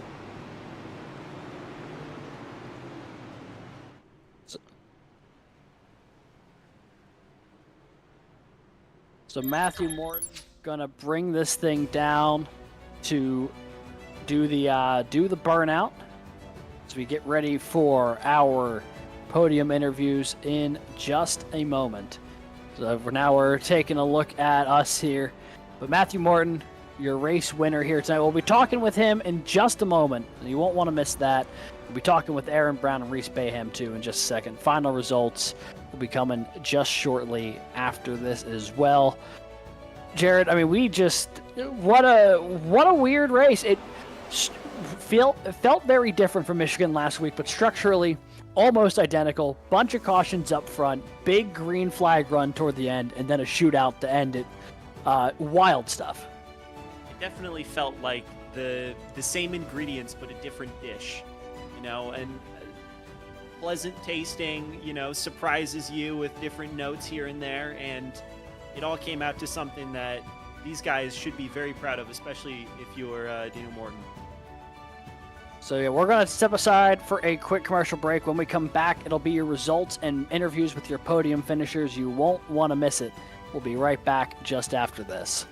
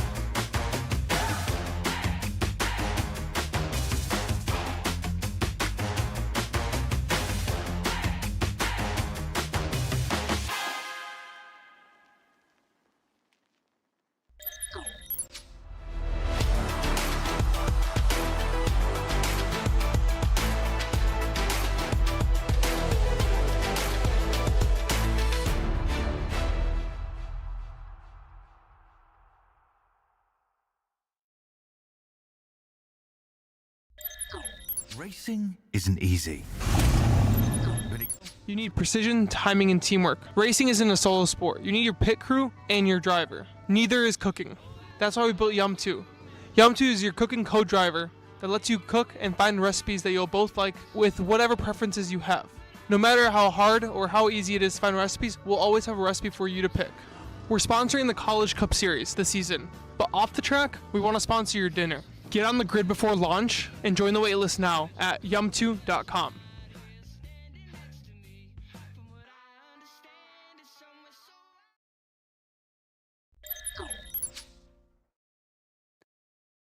And we are back, folks. What a race we just had here tonight from Las Vegas. Absolute barn burner finish here tonight, but it's going to be Ohio State's Matthew Morton getting the win. We'll talk to him in just a second, but first, your results here tonight. Unofficially, Matthew Morton, your race winner. Aaron Brown, Reese Bayham, your podium finishers. Brandon Schulenberger will finish fourth, just ahead of Connor Zabosian. John Forbes Jr., Thomas Crump, Sean Campbell, Edwin Onofre, and Aaron Ramon, your top 10. Edwin Onofre and Aaron Ramon both coming from below the 40th place starting position to finish in the top 10.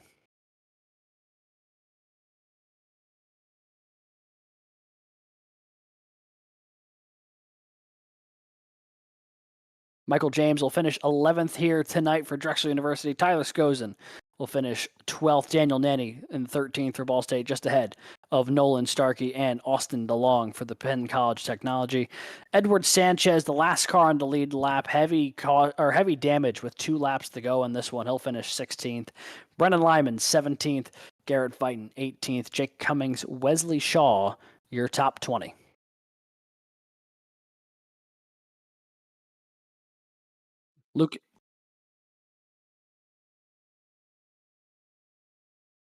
Lucas Moody will finish 21st here tonight. Brian Furtawa, 22nd. Lee Winters will finish 23rd, just ahead of Robbie Hodgkiss and Jack Clemens for Virginia Tech.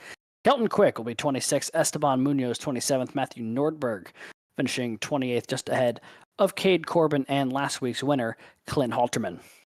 All of the cars here, multiple laps down. Riley Berkins, Caleb Winslow, Maverick Davis, Logan McKim, Nick Stockner, Logan Smith, Josh Camphor, Drew Williams, Wyatt Burton, and Ronan Suarez all out of this race very early on.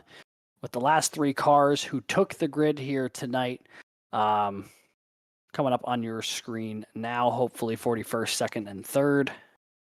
Doug Newbing, Trey Lamprecht, and Zach DeWale all out of this one very early on. But with that, we're going to jump to our race winner here tonight. Joining us, it'll be Matthew Morton from Ohio State University. Hey there, Matt. This is Alex and Jared up in the booth. You got a copy? I got you. Well, we were wondering if it was going to take long to see you back in victory lane in your return here to the YumTwo College Cup Series, and the answer was, it didn't take very long. It only took about 2 races, and you were back into to victory lane here. But it seemed like it was quite the war out there. I mean, you were battling all throughout the top 5 all evening long. Then it looked like that the pit strategy was going to cycle you out right where you needed to be, and instead you had to go win and then a shootout. Yeah, that race was definitely a hard-earned win right there. I mean, battling all race with everybody up there in the top 5. I mean, when I took 2 there with about halfway to go, battling Edward, I kind of lost the race there, just trying to battle him and keep the lead, and ended up burning my stuff up, and just had to sit back and cool the tires down. And when we went green there, and we had to kind of decide if we were going to save or pit. We kind of just decided to pit there and undercut, take the risk, and just get the clean air and get the track position. But unfortunately, wasn't able to go green to the end, and we had to earn it again. We were mired back a few positions there, and just had to make some moves on the restarts, and you know the cautions kind of flew our way. We started 4th on the second to last, and then 3rd on the last restart, and that kind of just put me in the best position going into turn 1, and just battling Edward there, kind of just got the draft going into 3, and was able to make the move and get the lead and hold on to the win. And that you did, and this is now the 2nd win that you've had in this series at Las Vegas. Your other one coming a couple of seasons ago. What is it about Las Vegas that you really seem to thrive with? I guess getting lucky. No, That's no, the name of but the game, isn't it? this one was Las definitely Vegas. a harder earned win for sure. You know, I like to think that mile and a half are probably my strong suit. So I think anytime I come to, a cookie cutter track like this, I think I'm set up in good shape for the race. So I think just coming to a standard oval, a traditional track for these cars, I think that kind of just suits my driving style very well. Well, it certainly seemed to work out for you. Top 10 last week, winner here tonight. Matt, I have a feeling we'll be able to talk to you a good bit this season, but for the first time in season 13, anyone you'd like to shout out here from Victory Lane? Yeah, I'd like to thank God for giving me this opportunity and giving me this talent to race and represent Ohio State. Love representing my university, and um, just shout out to my family watching, even though some of them aren't awake. Just really appreciate their support and all their support they give me. Just chasing my dreams and doing what I do on sim racing. It's cool to have the support from them and see all the messages and support they just give me. Like to thank you guys for in the booth for calling this race. Like to thank YumTwo for hopping on board for season 13. Any supporters throughout the season, and everybody that just gives this league an opportunity to keep on going. Well, keep on going. You'll do. I have no doubt. It was a fantastic drive here tonight. And, with that, we will see you next week at, don't tell me, I know it. I think it's Nashville, right? Let me see. It's on the wrong page. That would be a big problem. Yep, Nashville Super Speedway. We will catch you next week at Nashville. Should be a fun one on the concrete. Awesome, guys. Thank you so much. And for the first time in season 13, I'll sign off with a go Buck. And the trademark Go Bucks there from Matthew Morton as he picks up the win here tonight. That is driver of the number 5 machine who puts it in victory lane. Joining us now, though, is our runner-up finisher tonight. It is driver of the 8, Aaron Brown from Eastern Shore Community College. Hey there, Aaron. This is Alex and Jared up in the booth. You got a copy? Yes, I do. Well, I'll tell you what. that was some move you were pulling there on that last couple lap shootout. We come to the 2 to go, and all of a sudden you're 4 wide, you're ripping the fence, and you gain about 3 spots at once. That was fun. But overall, as a whole, this race, we feel like we saw you a lot kind of in the back half of the top 10, and then all of a sudden that caution kind of puts you right up where you need to be after the green flag pit cycle, and you were able to really make a great run out of it. What was it like running Vegas here tonight, kind of with battling in the top 10 all night? I mean, it was weird because usually in NIS, I've run NIS a lot of times on the service. It's always kind of a hit or miss. Either it's tight or it's loose. And what I felt like tonight, it was definitely tight, but it wasn't as tight as it usually is. So I was able to fight that pretty well. But I mean, especially early on in the race, the first half of the race, after about 10 laps, the tires like calmed down a little bit. Everyone was kind of calm those first 10 laps. After that, right outside that top 10, it was. I mean, I was fighting so hard to just try and hold on to the top 10 because I didn't want to. It's kind of playing that trap position game. Trap position is really important.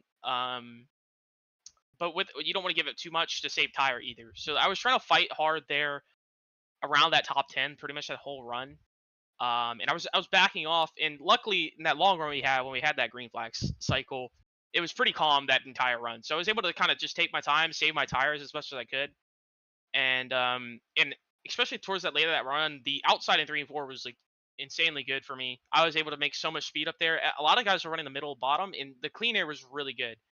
Clean air was a really big key in tonight. I mean, just dirty air is really bad in this car. But the clean air really paid off out there, and I was able to drive up all the way to the top 2 and top 3, and I took 2 tires there, and it was gonna work out probably about second. And I had that yellow. I had contact with that lap car. Unfortunately that happened. I didn't really want that to happen there, but I was trying to hold the bottom and just got tight and made it together with Riley. So apologies to Riley there. I don't really know what happened post caution. But yeah, but after that, that last run to the finish was fun. But still a solid second place after, especially my first race here. So happy with that. Yeah, I mean, it was a fantastic run at the end. Of course, the incident there with the 33 was how we got into that sort of last little bit of almost green-white checkered racing. But I mean, you were fast all night tonight. And next week we look ahead to Nashville Super Speedway, a similar size track but runs very differently on the concrete. Are you yourself someone who thrives more on the asphalt or the concrete running these next gen cars? I wouldn't say like kind of different like texture, well, track pavement wise or track surface. I feel like it's more just how it drives. Nashville's definitely it's unique. I mean, you get kind of like the concrete like Dover and Bristol, but you also have it's kind of drives like ish like a mile and a half. So like you gotta kind of drive it kind of like what we did tonight. Kind of trying to find maybe like a Charlotte. You'll lift a little bit. You'll have to brake a little bit towards the end of that run, but you'll have to brake a lot at Nashville. It's definitely a unique racetrack. It drives kind of like a Dover and a mile and a half. It's kind of like what you think if they mix. And it was really it's definitely unique. I think tire wear is definitely gonna be a big factor, but also I think Nashville I know is very hard to pass in past experience. So I think it's gonna be very similar. It's gonna be kind of managing that track position in tire wear. So you don't want to give it too much track position to save a little bit of tire because I know that dirty air is gonna be really bad. But I haven't ran Nashville in a while, so since the officials happened a few months ago. So we'll see how Nashville plays out next week. But I think it'll definitely be interesting. It'll be fun. But I think tire wear is definitely going to be a big factor. But I think also track position is going to be matter a lot more as well. So we'll see how that plays out. Should be a ton of fun. Excited to see you go to work. And if my notes are serving me right, was this your first YumTwo College Cup Series start here tonight? Yeah, yes, it was. I was luckily able to get in tonight. Last week I signed up a little late, so I got put on that wait list a little bit. There's a few me, Jack, and Connor. We all worked together tonight, but we got put on that wait list last week. At full field last week, so I was definitely gonna watch. But yeah, I was able to get in this week. Luckily they got me in, and I'm happy to go out there and get a solid second place run tonight. Especially, I was hoping to just try and get up a solid top 10. Especially kind of around that mid part of that race, that top 10. I thought I was probably gonna have to finish around 8th, but that long run really helped me. But yeah, but definitely really fun race, debut start. Hopefully we can come back this up next week in the coming weeks, and we keep this momentum forward. Absolutely. Well, Aaron, before we let you go, anyone you'd like to shout out here on the podium finish? Oh, yeah, I gotta thank my teammates tonight. Jack, Connor, Connor Sosian, Edward Sanchez, everyone else who's helping. Michael as well, Michael James. We were all helping each other out there at the end. Also, spotter Mario Miranda raced here before. He was helping us out towards the end there. But yeah, just to thank those guys, keeping us on top of each other, just calming each other down, just make sure all of us stay focused tonight. It's definitely useful to have those teammates as well, kind of see what our different strategies are going to play out as, and what we're doing for strategy. Also, I think everyone coming out tonight. It was definitely fun, fun league. I mean, it was a really fun race tonight. A lot of great competition out here tonight. I got to thank the admins for putting it on, and thank the viewers for tuning in, and you guys for the broadcast. Alrighty, well, Aaron, thank you so much for dropping by. Congrats on the debut P2 finish, and we will catch you next week in Nashville. Thank you. And that is second place finisher Aaron Brown, Eastern Shore Community College, who gets it done here tonight. And our last podium finisher, second straight top 5 to start the season for Auburn's Reese Bayham. Hey there, Reese. This is Alex and Jared up in the booth. You got a copy? Yes, sir. I got you. Tell you what, nearly a podium a week ago, but still a top 5 finish. Get to actually put it in the podium positions here tonight after going from the pole. That 334 has been bad fast to start the season, just knocking on the door of trying to get the victory lane. But what was it like running out there tonight? You were out front at times, got buried in traffic a little bit through the middle of this one, and kind of worked your way back up to this podium finish. It seems like you got to experience a little bit of everything tonight. Yeah, it was a bit of a yo-yo there. But the clean air was great. I loved running out there with nobody in front of me. Made it super easy drive, got in a good rhythm. But once you get behind somebody, I mean, this thing it's just, I mean, it's so hard to drive. It just plows and plows and plows, and it's hard to get around people. So it's definitely not my strong suit racing around all those people behind dirty air. So fell back a little bit, and thankfully got a couple cautions there late to kind of salvage something there. And yeah, here we are. Here we are indeed, podium finish after a top 5 a week ago. How do you feel like your pace has been so far this season? Because you've had I think probably the best average finish, or just about the best average finish of any driver in the series so far through 2 weeks. But also, last week was an almost, but not quite, and this week a similar deal, both within this week within a couple tenths. Do you look at the start of this season as a couple of missed opportunities, or promising because of the consistent speed that you've had?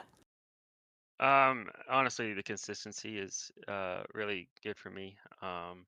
I know if I keep running up here in the top 5, then I'll get first eventually. But yeah, just being consistent, just staying up here in the top 5, not using one of my drops yet is good. So just playing the long game, I guess, for the points. So. Well, you're certainly off to a strong start doing that with the back-to-back top 5s. Reese, before we let you go, anyone you'd like to shout out here on the podium finish tonight? Yeah, first of all, glory to God for giving me this opportunity to talk to you guys here, and thanks to all my friends and family who are watching, supporting me. So yeah, and shout out to all the guys at Auburn. Logan was up there with me at the front at the beginning. Fortunately got caught up in a wreck about halfway through, but always good to have a teammate up there.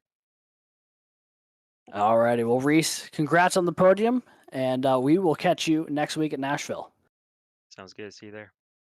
And that is third place finish tonight, Auburn's Reese Bayham, who gets it done. An average finish of 4.0 to start the season, with a 5th last week, I believe, and then a 3rd here tonight.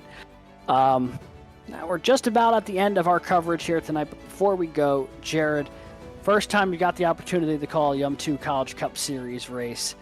What was it like up here in the booth, particularly watching all this unfold? Because you got a little bit of everything here tonight. You got the nice long green flag run, got an absolutely chaotic finish, got an eye-pacing event through the opening 50 laps. I mean, this really had a little bit of everything here tonight. I'd call it a full course tasting. It had all 5 courses that I could have ever wished for, all in one go. And it was so much information and so many amazing battles, and yeah, I couldn't have picked a better race to start off with if I tried. It's just absolutely amazing. Had my pick at any single lap. Somebody was having fun and having a little battle with the wall or with another car. Absolutely amazing. Well, we certainly had fun having you, and we hope to see you more. I know you're looking to do some more broadcasting this season, whether it's here or in FC, CSU, whatever it may be. You'll be seeing more of Jared Sin this season, so it's been a ton of fun having you up here tonight. Before we go, want to do one last thing.